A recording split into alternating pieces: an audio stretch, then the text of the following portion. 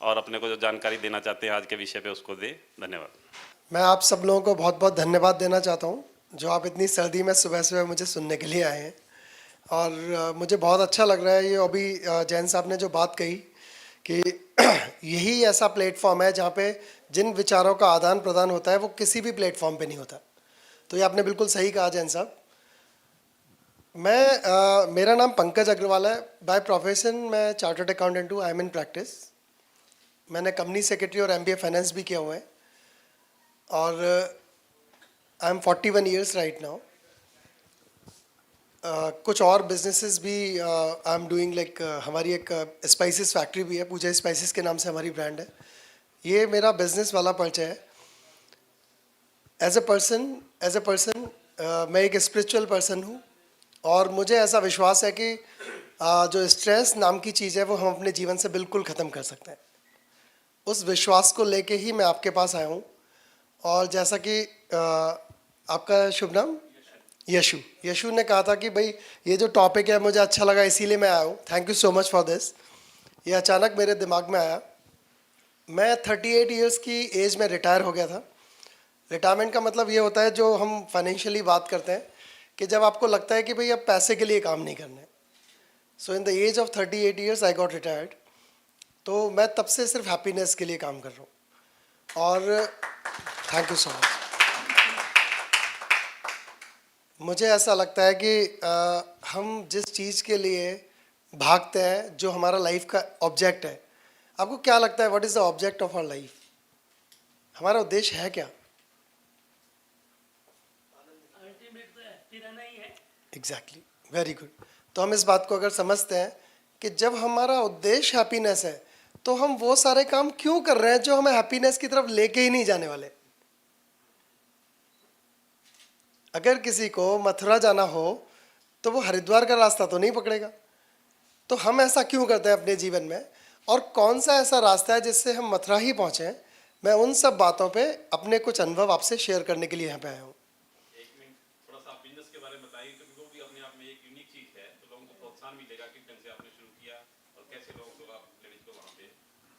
Okay देखिए, मैं chartered accountant बन गया था 21 साल की उम्र से भी पहले। तो मुझे डिग्री थोड़ी लेट मिली क्योंकि सीए का रूल होता है कि जब तक 21 साल के नहीं हो जाते आपको डिग्री नहीं मिलेगी। सेम प्रॉब्लम मेरे साथ बीकॉम ऑनर्स में भी हुई। I was the topper of Ramjas college.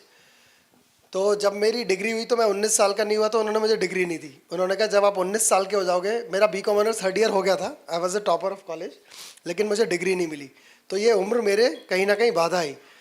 मुझे ऐसा लगता है कि जब हम बुक रीड करते हैं ना, जैसे बहुत सारे लोग टीवी देखते हैं, बहुत सारी चीज़ें, कहीं ना कहीं ज्ञान का कोई ना कोई सोर्स तो आपको लेना पड़ता है।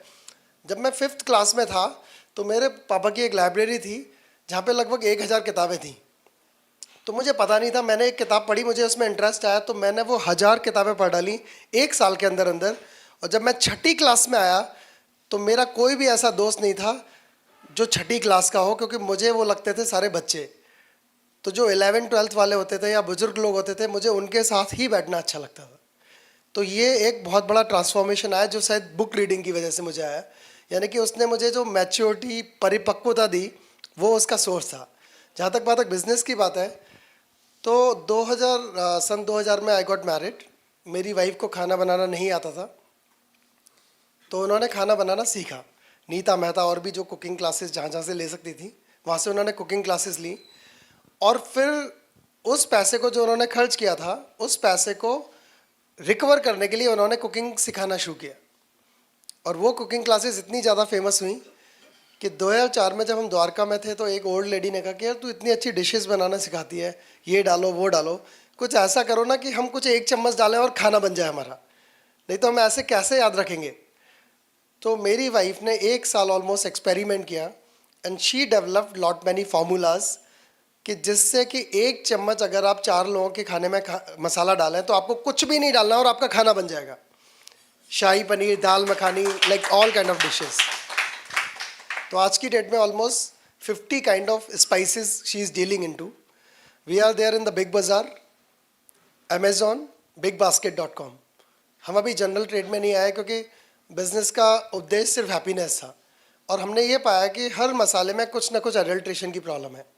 इनफैक्ट हमने टेस्टिंग भी करवाई बहुत सारी, तो कहीं ना कहीं शुद्धता की प्रॉब्लम है, बिकॉज ऑब्जेक्ट क्या है वहाँ पे, टू मेक मनी। कोई भी बिजनेस हम करते हैं, सबसे पहला उद्देश्य क्या होता है, बिजनेस करते ही क्यों है, पैसा बनाने के लिए। लेकिन पूजा ने शुरू किया कि हम अपने लिए अच्छे मसाले बनाते हैं, तो पहले अपने लिए बनाए, फिर फैमिलीज, फिर फ्रेंड्स, और आज वो एक इतना बड़ा बिजनेस बन गया कि मेरे सारे क्लाइंट्स, उनके सारे क्लाइंट्स, और एक बहुत बड़ी कम्युनिटी है जो पूरे इंडिया में हमारे स्पाइसेस को यूज़ करती है। और वो ऐसे लोग हैं, कई लोग ऐसे हैं एक शेफ़ है, ताज के शेफ़ हैं, वो पहले दिल्ली में थे, ताज विवांता जब बन रहा था द्वारका में, तब हमारी जानकारी हुई थी। उसके बाद ही शिफ्टेड टू अमृतसर, वहाँ पे ताज बनाया उन्होंने। Now he shifted to Bangalore, एक ताज होटल वहाँ पे बन रहा है। वो आदमी जब दिल्ली आता है तो स्पेशली हमारे पास आके हमारे स्पाइसेस लेके जाते हैं। वो कहता है आपके स्पाइसेस के बिना मेरे घर में खाना नहीं बन सकता। So that is the quality and the taste, और उसी के साथ बस हम मेंटेन करके उसको आगे बढ़ रहे हैं। So this is one of the business which I am talking about. Yes, इस बिज़नेस में जो हमने एक फैक्ट्री जब ली थी, तो मेरी वाइफ ने देखा कि जो गांव में महिलाएं बहुत सारी, या अच्छे परिवार की भी महिलाएं, उनको एक छोटी सी समस्या है, that is the problem of depression. दो तरह के डिप्रेशन है, एक वो महिलाएं जिनके पास पैसे नहीं है, बहुत स्ट्रगल कर रही हैं, उनको इस बात का डिप्रेशन है कि उनके बच्चों का क्या होगा, उनका क्या होगा।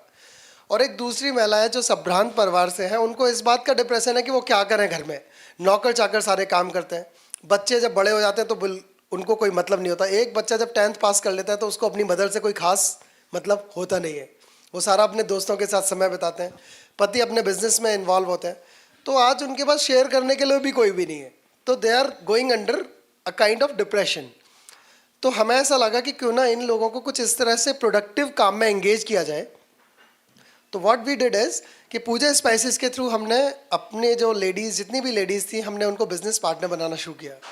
आज पूरे इंडिया में 1,500 बिजनेस पार्टनर हैं हमारे, ऑल ओवर इंडिया। और वो लेडीज़ अपने परिवारों में अपने जानकारों को वो स्पाइसेस के बारे में बताते हैं, और वो सारी पहले यूज़र थी, उन्होंने यूज़ किया, उनको लगा कि ये तो इतने अच्छे मसाले हैं कि मैं अपने बच्चों का टिफ़िन भी जल्दी तैयार कर देता हूँ, 5 मिनट में सब खाना बन जाता है, शुद्ध बन जाता है, कम तेल का बन जाता है, हेल्दी खाना बन जाता है। सो इस तरह से they started spreading this. So आज ये एक मिशन बन गया है हमारे लिए, and we are really doing great with your blessings. हम बहुत अच्छा कर रहे हैं इसमें, और आगे भी बहुत संभावनाएं लेके हम आगे बढ़ रहे हैं। अब जो मेन बात है जो मैं आपसे शेयर करना चाहता हूँ, बिजनेस विद हैप्पीनेस। आप में से कितने ऐसे लोग हैं जो चाहते हैं टैक्स हमें कम पे करना पड़े? कौन चाहते हैं टैक्स हमें बहुत ज़्यादा पे करना पड़े? देखिए, एक सेकेंड। सो आपकी बात आप देख सकते हैं, 10 से 12 लोग ऐसे हैं जो चाहते हैं कि टैक्स बहुत पे करें। जो लोग चाहते हैं कि टैक्स कम पे करें, उसका रीज़न क्या है? बचत। मैं गवर्नमेंट को 10,000 करोड़ रुपए टैक्स पे करना चाहता हूँ। I am just waiting for that day.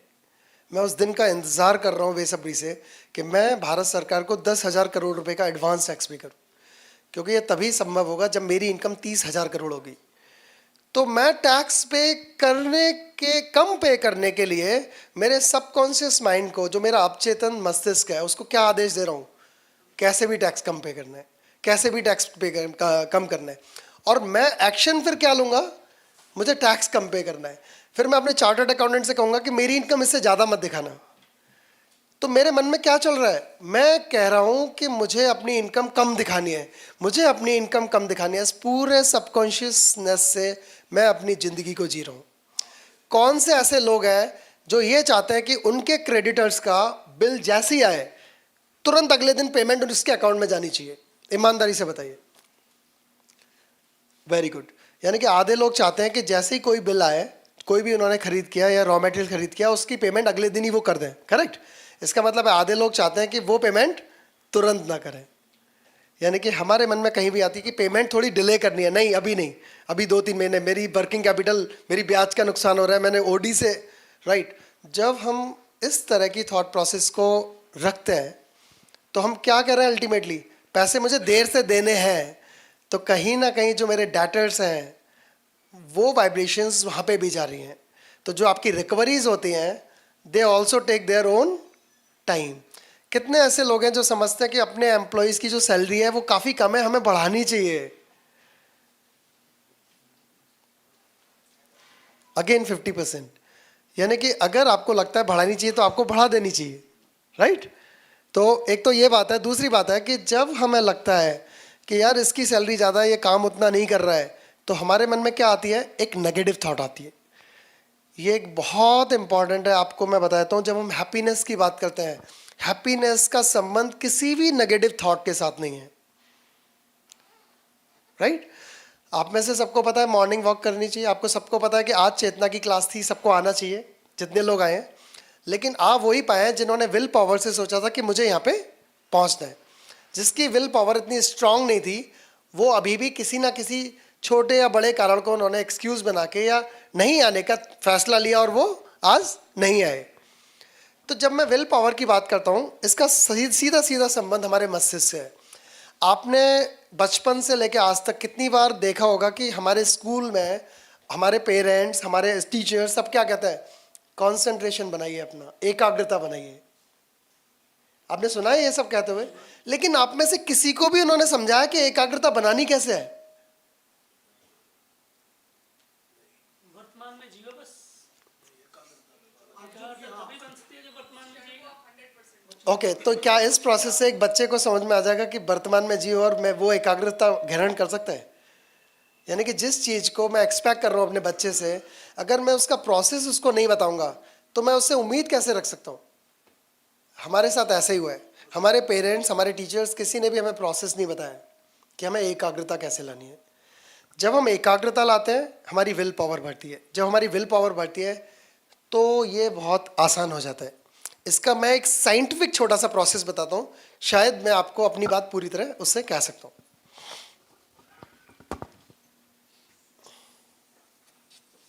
ये एक बोर्ड है जिसमें बहुत सारे गोले बने हुए हैं।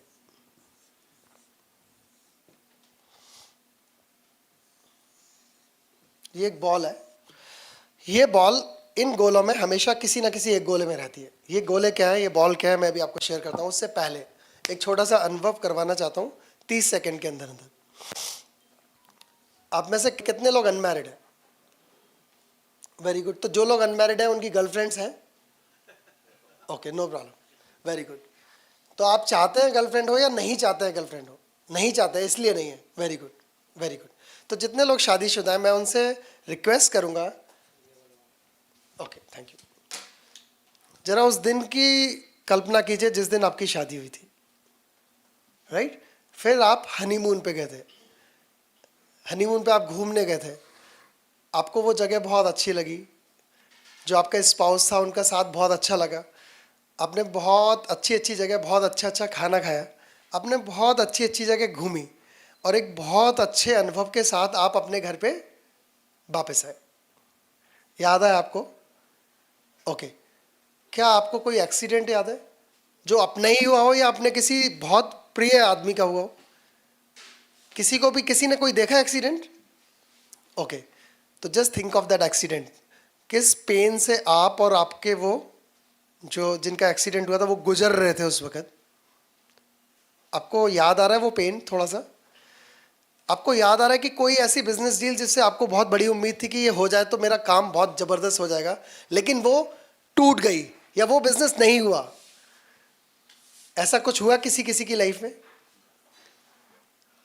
अब जरा एक सेकंड के लिए मुझे बताइए कि जब पहला वाला अनुभव था जो कि 10 सेकंड पहले हुआ था, तब हमारे को क्या फील हो रहा था, और अब जब ये दो बातें आपको शेयर की गई तो हमारे को क्या फील हो रहा है?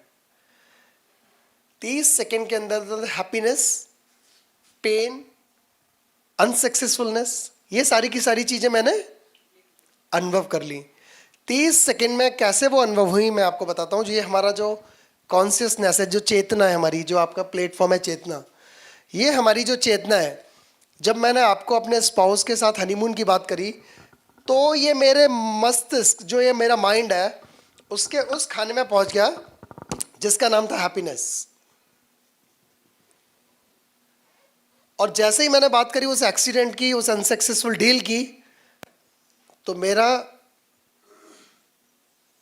बॉल यहां से उठा और सीधे यहां पे जम कर गया। जैसे ही मैं बात करूंगा कि आपको अपनी फैमिली के साथ आज डिनर पे जाना है, तो आपको अपनी फैमिली याद आएगी, राइट? बच्चे याद आएंगे जिनके साथ आपको अच्छा लगता है। तुरंत आपकी बॉल कहाँ पहुंच गई? यहाँ पे।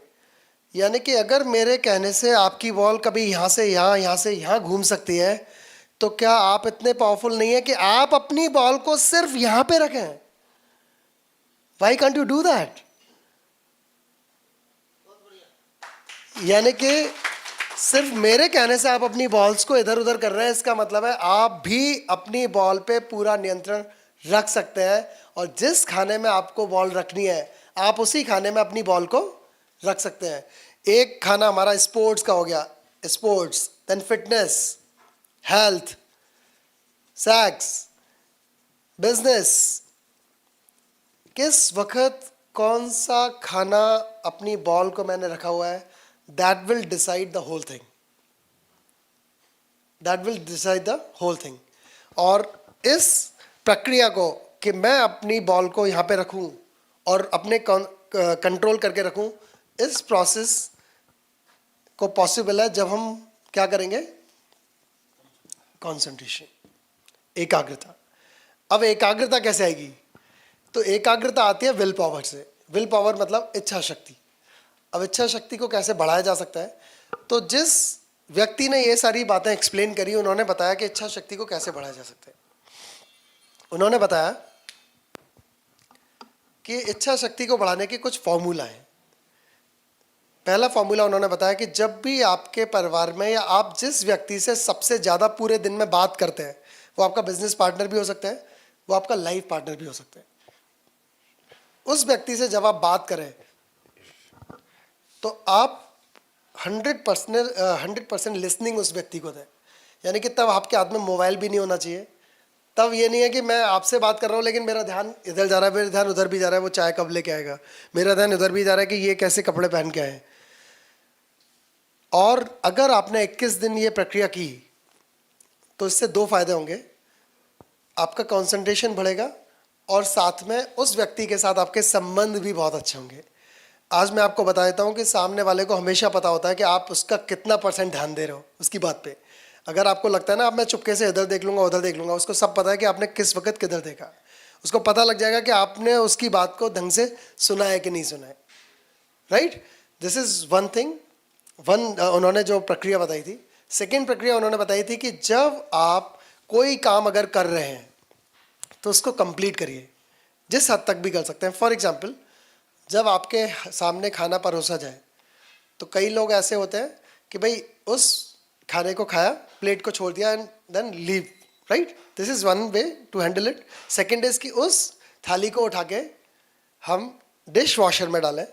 राइट, आपको पता है कि आपने कभी किसी अनजान व्यक्ति की झूठी थाली साफ करी है जिसमें बहुत सारी चीज़ें सड़ी हुई पड़ी हो, मतलब सड़ी नहीं पड़ी हो, और लिसी हुई थाली हो, अजीब सी थाली हो। बहुत पेनफुल जॉब है, गुप्ता जी ने किया है, तालियां बजाइए इनके लिए। It's not an easy job. ये एक महिला से पूछिए, बहुत पेनफुल है ये किसी अन्य व्यक्ति की थाली को साफ करना। आप सोचिए आपकी जो मेहरी है, जो मेड है, वो जो रोज आती है, जो साफ करती होगी, वो किस पेन के साथ उस थाली को साफ करती है। अगर उस थाली पे चलते हुए पानी से, टेप से अगर मैं थोड़ा सा उसको वॉश कर दूं तो वो कम से कम इतनी क्लीन हो जाएगी कि उसको क्लीन करने में मजा आएगा। यानी कि मेरा प्रोसेस एक्चुअली तब कंप्लीट होता है कि जब उसका एंड हैप्पीनेस से हो। राइट, तो आप देखिए कि ऐसे कौन कौन से काम हैं जिनके प्रोसेस को आप कंप्लीट कर सकते हैं। तो जब वो आप कंप्लीट करेंगे, कम से कम उतना जितना आप एक्सपेक्ट करते हैं या beyond your expectation. For example, आपने थाली डिश वॉशर में रखी, बहुत अच्छी बात है।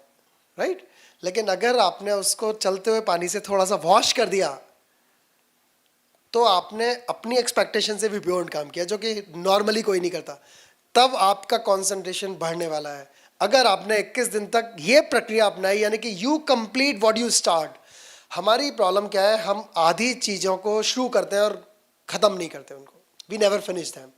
हमने बच्चे से प्रॉमिस किया कि मैं आपको ये करूँगा, वो प्रॉमिस आधी रास्ते में रुक के एंड इट विल ड्रॉप। कुछ भी करना है हम उसको आधा छोड़ देते हैं। बिजनेस में भी, पर्सनल लाइफ में भी, फिटनेस शुरू करी, जिम शुरू करी, वॉकिंग शुरू करी, हम आधा करते हैं और फिर उसको ड्रॉप कर देते हैं। ऐसी बहुत सारी अच्छी आदतें हैं जो आपने किसी पॉइंट ऑफ टाइम पे अडॉप्ट करी होंगी, लेकिन आज वो आदतें आपके जीवन में नहीं है। कहीं ना कहीं वो मैंने बीच में उसको ड्रॉप कर दिया। तो जब मैं उन सारी आदतों को जो चीज़ मैं शुरू करता हूँ उसको फिनिश करता हूँ, तो मेरा कंसंट्रेशन लेवल बहुत हाई हो जाता है। जो आप कह रहे थे वर्तमान में जीना, वो तभी संभव है जब मैं इन छोटी छोटी प्रक्रियाओं के साथ अपने आप को डील करूं। जब मैं किसी से बात करूं, क्लाइंट से बात करूं, अगर मैं उसको 100% दूंगा ना, तो आपके रिजल्ट्स बहुत अच्छे आने वाले। This is one of the fact, right. तो जब आप ये करेंगे तब आपको पता होगा कि मेरा अवचेतन मन किस खाने में है, और आप तुरंत उसको उठा के दूसरे खाने में डाल सकते हैं। और ये पता होना चाहिए कि इसको कैसे करना है। फॉर एग्जाम्पल, कुछ गाने आपको बहुत पसंद हो सकते हैं। जब भी आप अपसेट हो या आपके साथ कुछ गलत हो गया हो, आप अपने फ़ोन पे उस गाने को शुरू करिए, आपका मन बिल्कुल बदलने वाला है। ये मैं गारंटी के साथ कह सकता हूँ। कभी भी आपने देखा होगा चलते फिरते कोई ऐसा गाना सुनाई पड़ जाए जो आपने शायद हनीमून टाइम पे सुना हो, या आपने कुछ ऐसे वक्त में सुना हो जो आपको अच्छे टाइम की याद दिलाता है, तो आप एकदम खुश हो जाते हैं। तो आपको पता होना चाहिए कि आपका अवचेतन मन, जो अवचेतन ये जो बॉल है हमारी कॉन्शियसनेस की, वो किस खाने में है और मुझे उसको कैसे लेके जाना है। जब हमको ये करना आ जाएगा तो आपका कंट्रोल आपके ऊपर 100% होगा। और जब आप हर सिचुएशन में अपनी बॉल को इस हैप्पीनेस वाले खाने में रखेंगे तो you will be happy. This is one thing which I wanted to share with you. ये एक साइंटिफिक तरीके से मैंने आपको समझाने की कोशिश करी है। अब बात करते हैं हैप्पीनेस, बिजनेस विद हैप्पीनेस। देखिए, बिजनेस का जो मेन ऑब्जेक्ट होता है टू मेक प्रॉफिट्स होता है, लेकिन आप ध्यान से समझिए, प्रॉफिट भी एक पॉजिटिव वर्ड है, नेगेटिव नहीं है। लॉस नेगेटिव वर्ड है, प्रॉफिट कैसा वर्ड है? पॉजिटिव। अब पॉजिटिव वर्ड कैसे आएगा? पॉजिटिविटी का जो सोर्स होता है वो सिर्फ पॉजिटिव ही होता है। एग्जाम्पल, जब कोई कस्टमर आपसे खुश होगा तब आपका ज्यादा प्रॉफिट बनेगा, या जब वो दुखी होगा तो ज्यादा प्रॉफिट बनेगा, राइट। तो अगर मैं फोकस अपने कस्टमर की हैप्पीनेस पे करूंगा तो उसका रिजल्ट क्या होगा? प्रॉफिट्स होंगे। लेकिन उसका रिजल्ट सिर्फ प्रॉफिट्स नहीं होगा।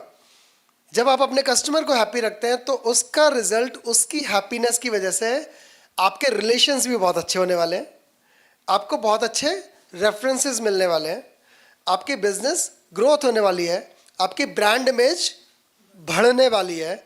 ये उसके एडिशनल फायदे हैं जो further they will result into the profits.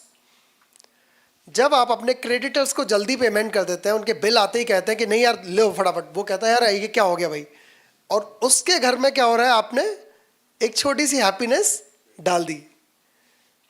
उसके बच्चों को वो जल्दी से उनके स्कूल फी भी टाइम पे दे सकता है, अपने भी ड्यूज को वो टाइम पे पे कर सकता है। तो आपने क्या किया? Again you have created one spot of happiness. जैसे ही आपने अपने क्लाइंट्स को अच्छी पैकिंग करके दी, you have just put one more spot of happiness. यानी कि आप देखिए आपके बिजनेस में कितने ऐसे तरीके हैं जिससे हम छोटी छोटी बात पे ही बहुत हैप्पीनेस स्प्रेड कर सकते हैं। क्योंकि एक बात पक्की है, आप में से कितने ऐसे लोग मानते हैं कि जब हम धन का दान देते हैं तो हमारे पास धन बढ़ता है? वेरी गुड, सभी मानते हैं। कपड़े हम क्यों दान करते हैं? कि भाई हमें कपड़े वपड़े इन सबकी कभी कभी। आपने खुशियों का दान किया है कभी? चाहिए मुझे खुशी लेकिन दान में कर रहा हूं पैसे। चाहिए मुझे खुशी लेकिन मैं दान कर रहा हूं कपड़े। ये कपड़े और धन के ऊपर खुशी डिपेंड नहीं करती। जिस आदमी के पास पहनने लायक कपड़े होते हैं उसको आप कितने सारे भी कपड़े दे दो, वो उसको शायद लेते वक्त थोड़ी सी खुशी महसूस होगी, but that is not the source of happiness. जिस आदमी को रोज अच्छा खाना मिलता हो उसको कितना भी अच्छा खाना दे दो, that is not the source of happiness. Happiness का जो सोर्स है वो ये जो भौतिक चीजें हैं उसके भी बियॉन्ड है, ये हमारे अंदर ही है। और इसका सिंपल सा प्रोसेस है कि जितनी ज़्यादा हैप्पीनेस का डोनेशन हम करेंगे, और ये बहुत आसानी से पॉसिबल है। मैं आपको अपने बिजनेस के बारे में थोड़ी सी टिप्स देना चाहता हूँ। आज भी सिचुएशन मेरी है कि if I stop doing anything आज की डेट में, तो 15 से 20 लाख रुपए महीने की मेरी पेंशन है। तो मैं जितना भी बिजनेस आज कर रहा हूँ जस्ट बिकॉज ऑफ हैप्पीनेस, क्योंकि अगर मैं कर्म नहीं करूँगा तो कर्म तो करना पड़ेगा ना। तो मैं जो भी काम करता हूँ वो सिर्फ इसलिए करता हूँ कि मैं इंगेज रहूँ और जितनी हैप्पीनेस मैं स्प्रेड कर सकूँ, आई कैन डू दैट। मैंने ऑफिस में, मेरे में क्या सिस्टम है, मेरे ऑफिस में आने और जाने का कोई भी टाइम नहीं है। यानी कि अगर आपको देर हो रही है तो आप 11 बजे आओ, आप 11:30 बजे आओ, आप 12 बजे भी आ सकते हो। आपके जाने का भी कोई टाइम नहीं है। अगर आपको 4 बजे जाना है किसी जेन्युइन से, आप जाइए, right. Just drop a SMS कि सर आज मैं 4 बजे जा रहा हूं। ये नहीं पूछना कि 4 बजे जा सकता हूं, क्योंकि जब आपने पूछा तो आपको क्या होगा, डर होगा कि मैं शायद मना कर दूं। तो मुझे क्यों अपने एम्प्लॉयज के मन में डर बैठाना है। जिस दिन से मैंने ये किया है, मेरे ऑफिस का पूरा कलर ही चेंज हो गया। ऐसा क्यों हुआ? I was the CFO of oxygen company, जिसके ब्रांड एम्बेसडर सचिन तेंदुलकर थे, ऑक्सीजन जो है। तो मैंने ये पाया कि मैं रात को 12-12 बजे तक भी आ रहा था ऑफिस से, ये बात है 2005-06 की, तो भी मुझे लेकिन जाना सुबह 8:30 बजे पड़ता था। यानी कि मेरे को इतना स्ट्रेस था इस बात का कि यार मैं ना फैमिली के साथ टाइम बिता पा रहा हूँ, सुबह भी भागने की जल्दी होती है, ढंग से नाश्ता नहीं कर पा रहा हूँ, वाइफ को भी जल्दी उठना पड़ रहा है and all that thing, right. तो मुझे वो दिन याद थे। तो जब मैंने अपना ऑफिस शुरू किया तो सबसे पहले मैंने ये बिल्कुल फ्री कर दिया, क्योंकि जिस चीज़ से मुझे स्ट्रेस है तो मुझे पता है ना उसको मैं एम्प्लॉइज को क्यों दूँ अपने stress. Second thing what I did is कि मैंने टीम्स बना रखी हैं। One is for account and taxation, other for general insurance, other for life insurance, other for mutual funds, other for FDs, other for Pooja spices. ऐसे करके हमारे जितने भी वेंचर्स हैं सबकी अलग अलग टीम बनी हुई है। उन टीम्स में जैसे for example accounts and finance and taxation है, तो मैंने क्या रखा है, भैया काम करो, बिल बनाओ, क्लाइंट को बिल रेज करो, क्लाइंट से पैसे भी आप लो, जो पैसे आए उसका हिसाब रखो, जो आपकी सैलरीज है वो घटा के जो बचेगा उसका 50% मैं आपको सबको बोनसेस की तरह डिस्ट्रीब्यूट करूंगा, उसकी कैलकुलेशन भी आप करो, and I will just make a bank transfer. उसके बाद जो मेरे ऑफिस में चेंज हुआ है वो इतना बड़ा चेंज हुआ है कि पहले मैं 3-3 साल तक मुझे होश नहीं था, क्योंकि जब पैसे अकाउंट्स में भरे पड़े रहते हैं तो आपको ये ध्यान ही नहीं होता ना किससे लेने हैं। आप पैसे लेने का ध्यान कब करते हैं? जब आपके अकाउंट में पैसे कम होते हैं या आपको कोई बड़ी पेमेंट्स करनी है, फिर आप सोचते हो कहाँ से लेने पैसे। जब अकाउंट ही भरे होते तो ध्यान ही नहीं था। 3-3 साल से क्लाइंट कहते थे यार वो तेरी लास्ट ईयर की भी फीस नहीं दी, तो मैंने कहा अब दे दो, क्योंकि मेरे पास कोई हिसाब ही नहीं था मेरा। जब से ये प्रक्रिया शुरू करी तब से क्या हो रहा है, प्रॉपर सिस्टम बन गया, मेरी रिसीट्स डबल से भी ज़्यादा हो गई, और मेरे क्लाइंट को 4 महीने की सैलरी, मिनिमम 4 महीने की सैलरी अभी तक मैं 9 महीने में ऑलरेडी बोनस की तरह दे चुका हूँ। And now what is happening, हर कोई आदमी लीडर बन गए। पहले क्या होता था, मैं आज से 4-5-6 साल पहले की बात बता रहा हूँ, मैं जैसे बाहर अब्रॉड जाता था, फ़ोन भी ऑन करके रखना पड़ता था, मैंने पता नहीं कौन सी इमरजेंसी आ जाए, क्या पूछना पड़ जाए इन लोगों को, एम्प्लॉइज़ को। अभी क्या होता है कि जब मैं बाहर जाता हूँ तो जनरली 6 से 7 बार मैं ट्रैवल करता हूँ इंडिया से बाहर एक साल में, जो मैं अभी 12 बार करने वाला हूँ अगले साल से, क्योंकि मेरी बेटी 12th पास करने वाली है। तो अब मेरी कोई लाइबिलिटी ऐसे सच है नहीं, फाइनेंशियल नहीं, मेरी पर्सनल इन्वॉल्वमेंट, क्योंकि वो स्पिरिचुअल लीडर बनना चाहती है, रेकी एंड योगा टीचर बनना चाहती है, तो जिसके लिए बहुत ज़्यादा स्ट्रेस की ज़रूरत नहीं है बल्कि हैप्पीनेस की ज़रूरत है, तभी तो वो हैप्पीनेस फैला सकती है। तो अगले साल से I will be just travelling. तो जब मैं बाहर जाता था तो बड़ी प्रॉब्लम होती थी। अभी क्या हो गया, 4-5 साल से मेरा फ़ोन ऑफ रहता है, सिर्फ रात को मैं थोड़ी देर के लिए खोलता हूँ, मैसेजेस पे कोई खास होता है उसका जवाब देता हूँ, बाकी आई कीप इट ऑफ। क्यों? क्योंकि मेरा हर बच्चा मेरे ऑफिस में लीडर है, उसे किसी डिसीजन मेकिंग की ज़रूरत नहीं है। उसे पता है कि मुझे पंकज अग्रवाल की तरह बिहेव करना है, यानी कि जो उसे पता है कि जो क्वेश्चन मैं उनसे पूछने वाला हूँ, जो मुझे बताने वाले हैं वो मैं ऑलरेडी कर रहा हूँ। सो इस तरीके से मेरा जो बर्डन हो गया वो क्या हो गया, काफ़ी कम हो गया। So I am doing my business with complete happiness. क्योंकि आपको अनहैप्पीनेस क्या चीज़ देती है? देखिए एक चीज़ है स्ट्रेस का, पता है आपको सोर्स क्या है स्ट्रेस का? सबसे बड़ा सोर्स एंजाइटी, चिंता, ये सब इसका सोर्स क्या है? अस्त व्यस्तता। ओके, और नेगेटिव थॉट्स। ओके, मुझे क्या लगता है मैं आपको शेयर करता हूं।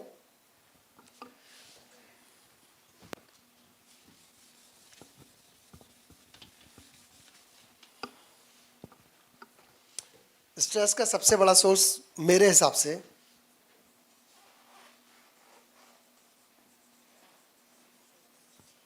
अनसर्टेनिटी। जिस आदमी के घुटने खराब हो, और उसको थर्ड फ्लोर पे चेतना की मीटिंग में आना पड़ रहा हो, और उसने फील किया कि पिछली 2 क्लासेस में दोनों बार लिफ्ट हमारी ख़राब थी, इस बार जब वो चेतना की क्लास में आएगा ना तो वो क्या सोचेगा, पता नहीं लिफ्ट ख़राब हो गई है, पता नहीं मैं कैसे चढ़ पाऊँगा। वो किस चीज़ में आ जाएगा, स्ट्रेस में आ जाएगा। ज़िंदगी में जितनी अनसर्टेनिटी है they result into the risk. Risk का मतलब ही क्या है, what is the meaning of risk? Risk is the function of uncertainty.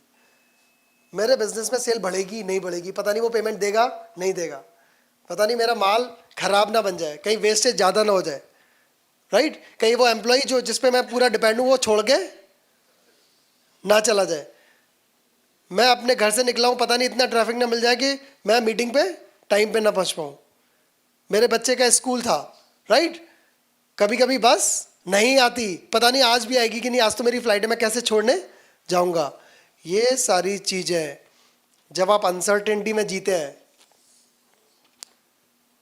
तो आप स्ट्रेस में जीते हैं। अच्छा, जब हम अनसर्टेनिटी में जीते हैं तो स्ट्रेस क्यों आता है? क्या फर्क पड़ता है लिफ्ट बंद हो या खुली हो? क्या फर्क पड़ता है बस निकल जाए या छूट जाए? क्या फर्क पड़ता है फ्लाइट लेट हो जाए, मतलब फ्लाइट छूट जाए मेरी? फर्क क्या पड़ता है? I have a fear of loss. मेरे को एक डर होता है एक नुकसान होने का।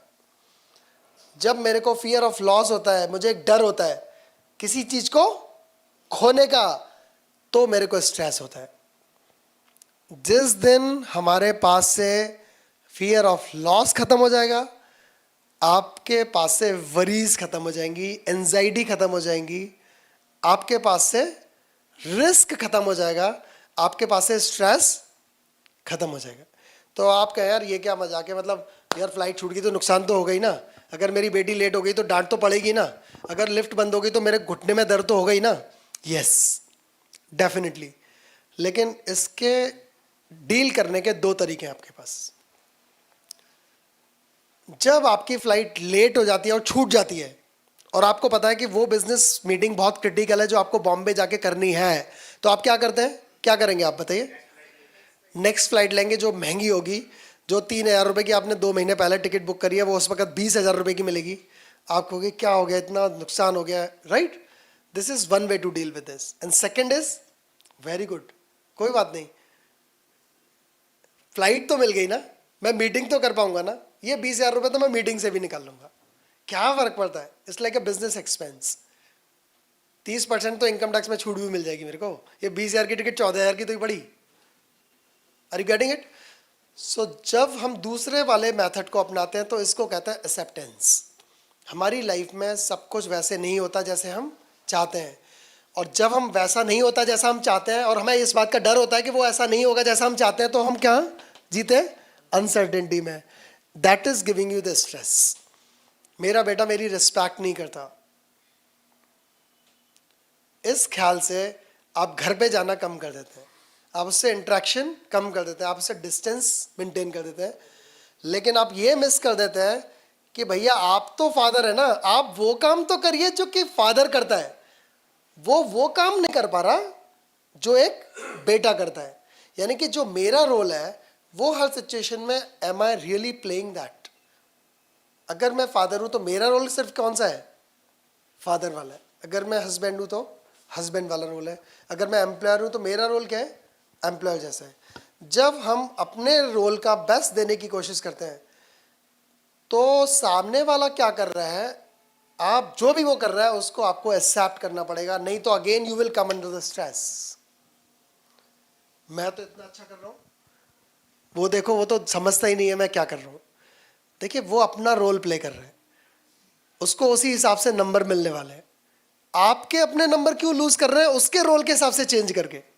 कभी टीचर को देखा है कि बच्चे के हिसाब से वो नंबर अलग अलग मतलब चेंज कर देता हो? टीचर को पता ही नहीं होता ये किस बच्चे की कॉपी है, वो कॉपी चेक करता है, क्वेश्चन ठीक है नंबर ठीक, गलत है नंबर गलत।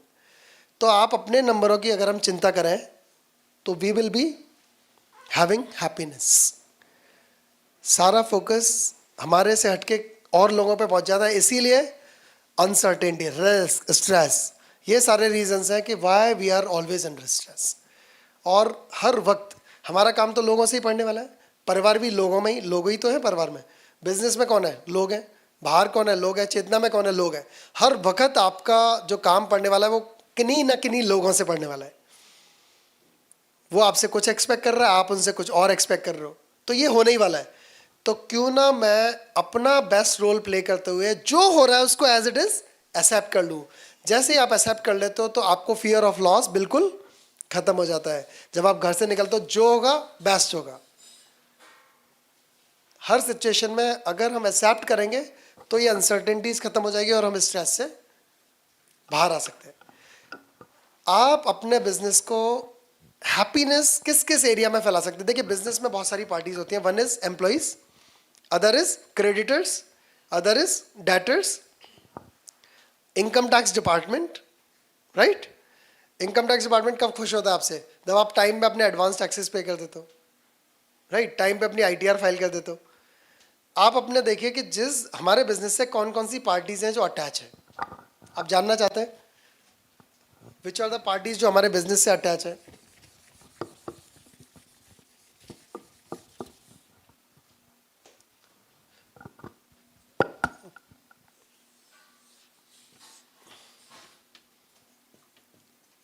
Employees, debtors, creditors, owners, government, और कौन हो सकता है? क्लाइंट्स। क्लाइंट्स में इसलिए अलग कर दिया, डेटर्स वैसे क्लाइंट होते हैं लेकिन डेटर्स उधार वाले क्लाइंट होते हैं। कैश वाले भी तो क्लाइंट हो सकते हैं, वो भी क्लाइंट है, राइट? और कौन है? सोसाइटी। सोसाइटी वो जो आपकी फैक्ट्री के आसपास लोग रहते हैं, जो आपकी फैक्ट्री चलने से या तो डिस्टर्ब होते हैं या खुश होते हैं, राइट? होता है ना, हमारा कुछ योगदान समाज के लिए भी होता है। अब ये सारी पार्टीज हैं। अगर इन सारी पार्टीज को हैप्पीनेस थोड़ी सी डिस्ट्रीब्यूट कर दी तो आपका बिजनेस विद हैप्पीनेस हो गया। बहुत छोटी छोटी चीज़ें हैं। अभी क्या हुआ, पॉल्यूशन शुरू हुआ है दिल्ली में, तो पता नहीं मेरे को एक आइडिया है, मैंने एक पढ़ा था कि जो जिन फैक्ट्रीज में कॉटन का काम होता है, सूत का या सीमेंट का या माइनिंग वगैरह का काम होता है या लोहे की बुरादा वगैरह बनता है या घिसाई होती है, वहाँ पे अपने एम्प्लॉयज़ को वो गुड़ खिलाते हैं रोज़। गुड़ खाने से क्या होता है कि जितना भी पॉल्यूशन है लंग्स में कुछ भी जाता है ना, वो सारा के सारा क्लीन हो जाता है। तो मैंने कहा यार कि ठीक है वहाँ पे तो ऐसा होता है लेकिन पॉल्यूशन तो दिल्ली में बहुत है। मैंने कहा why don't I start it. फिर मुझे याद आया कि पहले वो संतोषी माता का व्रत होता था, फ्राइडे को वो गोल्ड चना देते थे। वो इसलिए देते थे क्योंकि लेडीज़ की बॉडी में कैल्शियम और आयरन की कमी होती थी, वो उससे काफ़ी हद तक पूरी हो जाती थी, राइट? तो मैंने कहा ये काम मैं रोज़ क्यों नहीं कर सकता। तो मैंने 3 महीने से व्हाट आई स्टार्टेड इज शाम को 5 बजे, राइट, गुड़ और चना अपने ऑफिस में डिस्ट्रीब्यूट करना शुरू कर दिया। सिस्टम बना दिया। जब वो कम हो जाता है अपना भी एक एम्प्लॉय उसको स्टॉक को पूरा कर देता है। प्योन है, प्योन वो अपने आप उनको सबको डिस्ट्रीब्यूट कर देता है वॉल्स में। तो इस तरह से क्या हुआ, again a level of happiness, like कुछ ऐसा हुआ जिससे थोड़ी सी खुशी फैली। अच्छा, मैं तुलसी खाता हूँ ऑलमोस्ट पिछले 10 साल से, 8 से 10 तुलसी के पत्ते में रोज़ निकलता था। फिर मैंने कहा यार ये तो बड़ा काम नहीं है। मेरे ऑफिस के चारों तरफ हमने तुलसी के पेड़ लगा रखे, तुलसी, बेसिल, अदर प्लांट्स। तो मैंने कहा तुलसी तो बात है। मैंने कहा भाई आप प्लेट में तुलसी के पत्ते लेके और एक हाथ में बोतल पानी की लेके सब एम्प्लॉयज़ के पास जाइए और उनको ऑफर कीजिए, जिसको खानी है वो खाए। क्योंकि जो फ़ायदा मुझे हो रहा है अगर वो भी ले सकते हैं तो वाई नॉट। क्योंकि अगर किसी से कह दो कि भाई तुम्हें तुलसी खानी है तो वो कहेगा कौन तोड़ना है, मतलब उसे ध्यान ही नहीं रहेगा, फॉरगेट अबाउट एनीथिंग। लेकिन अब सिस्टम ऐसा बन गया कि जिस दिन वो लड़का तुलसी नहीं देता है ना बाई चांस, तो लोग कहते हैं भाई आज तुलसी का है। आप समझ रहे हो मेरी बात को? लेकिन इससे मैंने कुछ कंट्रीब्यूट नहीं किया, मैंने कुछ भी नहीं किया, लेकिन उनको ये लग गया कि यार जो चीज़ इनके लिए अच्छी है ये हमें हमेशा उससे शेयर करते हैं। Are you getting it? तो हमारे एम्प्लॉयज़ के मन में अगर ये फील आता है, हमारे डेटर्स के मन में ये फील आता है, तो हम क्या करेंगे, वो हमारे बिजनेस को किसी और लेवल पे ले जाएंगे। फिर आपको कुछ करने की ज़रूरत ही नहीं है। हमारा ध्यान किस में जाता है, मेरी सेल ज़्यादा हो, लेकिन आपको ये नहीं पता कि सेल तब तक ज़्यादा नहीं होगी जब तक कि ये लोग खुश नहीं होंगे। जब क्रिएटर्स खुश होंगे ना तो कोई डिस्काउंट स्कीम आई है, वो कहेगा सर आप इतना मान लीजिए, देखिए अभी पीछे से ऑफर आया, मैं आपको उससे भी ज़्यादा दे दूंगा। क्योंकि आप टाइम पे पेमेंट भी कर देते हैं, आप बहुत अच्छी तरह डील करते हैं, राइट? कोई भी अच्छा मौका है आपको शेयर करेगा। एम्प्लॉय कभी भी आपका नुकसान नहीं होने देगा। अभी सिचुएशन ये है कि जिस रूम में कोई नहीं बैठा होता तो मेरा एम्प्लॉय अपने आप उसकी लाइट बंद करता है। I don't have to tell them, क्योंकि उनको पता है कि बिजली का बिल हमारा बिल है, राइट? ये कब होगा? जब वो खुश होंगे, जब हम उनका ध्यान रखेंगे, वो भी हमारा ध्यान रखेंगे. क्लाइंट्स, अगर आप उनको अच्छा माल देंगे, definitely they will spread your image. Government, अगर आप टाइम पे टैक्स पे करेंगे, सही टैक्स पे करेंगे, आपको कभी प्रॉब्लम. मैं आपको बताता हूँ, आधे बिजनेसमैन इस वक्त इसीलिए डरे हुए हैं, पता नहीं डिपार्टमेंट का कभी भी नोटिस आ सकता है. मैं एक बात बताता हूँ, उस बिजनेसमैन को कभी कोई डर नहीं रह सकता जो मैनिपुलेशन नहीं करता.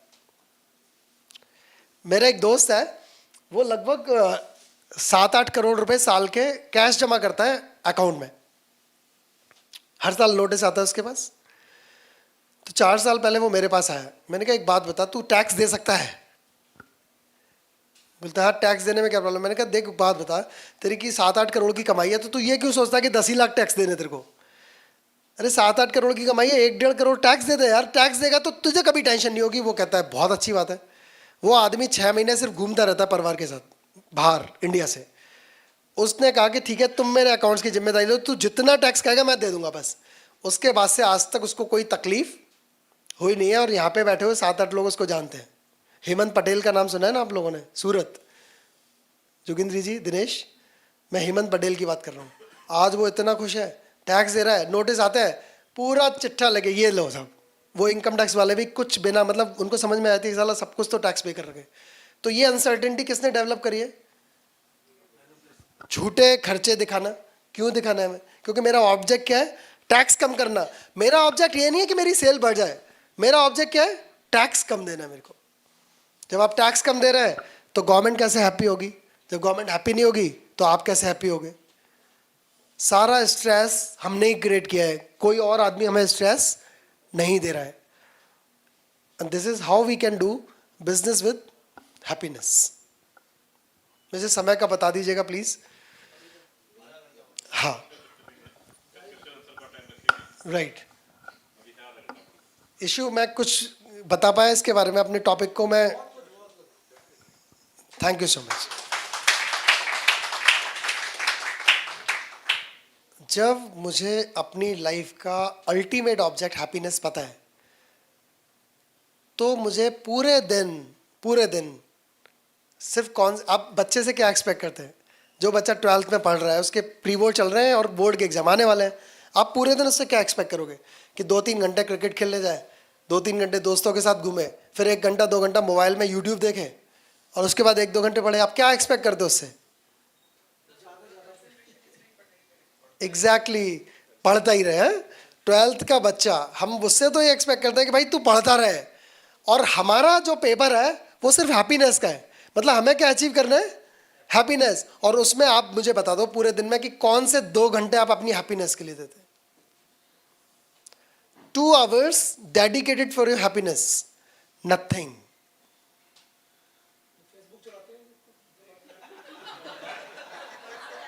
कोई बात नहीं, जो कर रहा है बस. बाकी मैं आपको एक चीज बताता हूँ, सबके पास 24 घंटे होते हैं, right? Everybody starts with the day 85,000 minutes और समथिंग. सबके बैंक अकाउंट में इतने पैसे होते हैं, रात को जीरो हो जाता है. अब उसका कैसे यूज़ करना है? कोई सिगरेट फूकेगा उसकी, कोई बीड़ी फूकेगा, कोई गुटखा खाएगा, कोई सेब खाएगा, राइट? कोई गरीबों में बांटेगा. तो वो तो आपके ऊपर है कि आप अपने पैसों को फेसबुक वाले डस्टबिन में डाल रहे हो, या व्हाट्सएप वाले डस्टबिन में डाल रहे हो, या अपने business, family, sports, fitness, happiness, health उस पर डाल रहे हो. ये तो आपके ऊपर है. और हर कोई आदमी अपनी मर्जी का मालिक है. तो बेसिकली अगर आपने 1 मिनट ये देखने में लगाया कि कितने लोग फेसबुक पे काम कर रहे हैं, इसका मतलब है आपने वो मिनट अपना डस्टबिन में ऑलरेडी डाल दिया है. इसका मतलब है आपको भी ये नहीं पता कि how much time you are wasting to watch others. देखो लगा रहता है फेसबुक पे, वो यूट्यूब पे लगा रहता है. भाई तेरे पास कहां से इतना टाइम आ गया कि तू ये वॉच कर रहा है? Are you getting it? Watch सिर्फ अपने आप को करना है. और मैं आपको बताता हूं, अगर हमने सही समय में ये बात पता लग ली ना कि हर मिनट का आपके पास हिसाब होना चाहिए. मेरे पास मेरे हर 1 मिनट का हिसाब है.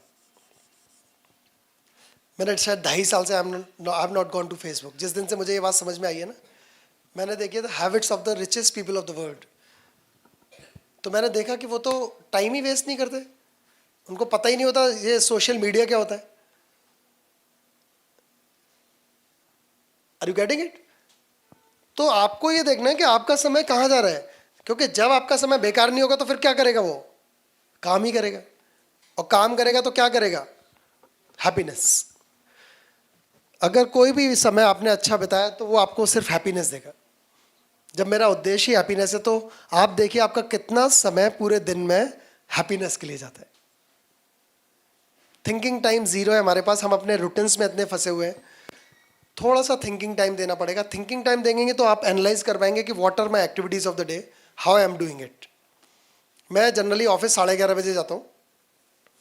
9:30 से लेके 10:30 11 बजे तक मैं स्पोर्ट्स खेलता हूँ अपनी वाइफ के साथ एवरी डे, राइट, एक्सेप्ट इन दिनों में जब मुझे कहीं पे जाना होता है। मॉर्निंग में योगा, हाँ ओके, मैं 6 बजे उठता हूँ। 6 बजे उठ के लाइक पानी वगैरह पीता हूँ। अभी क्या हुआ, मेरे 1-2 क्लाइंट्स थे, ये बात है मुश्किल से 2-2.5 महीने पहले की बात। नहीं, अलार्म नहीं लगाता मैं एक्चुअली। मैं 5 साढ़े 5 बजे उठता हूँ। मैंने कहा आप डर जाओगे इसलिए मैं 6 बजे बता रहा हूँ। और 10 बजे मैं सो जाता हूँ शार्प, सुबह।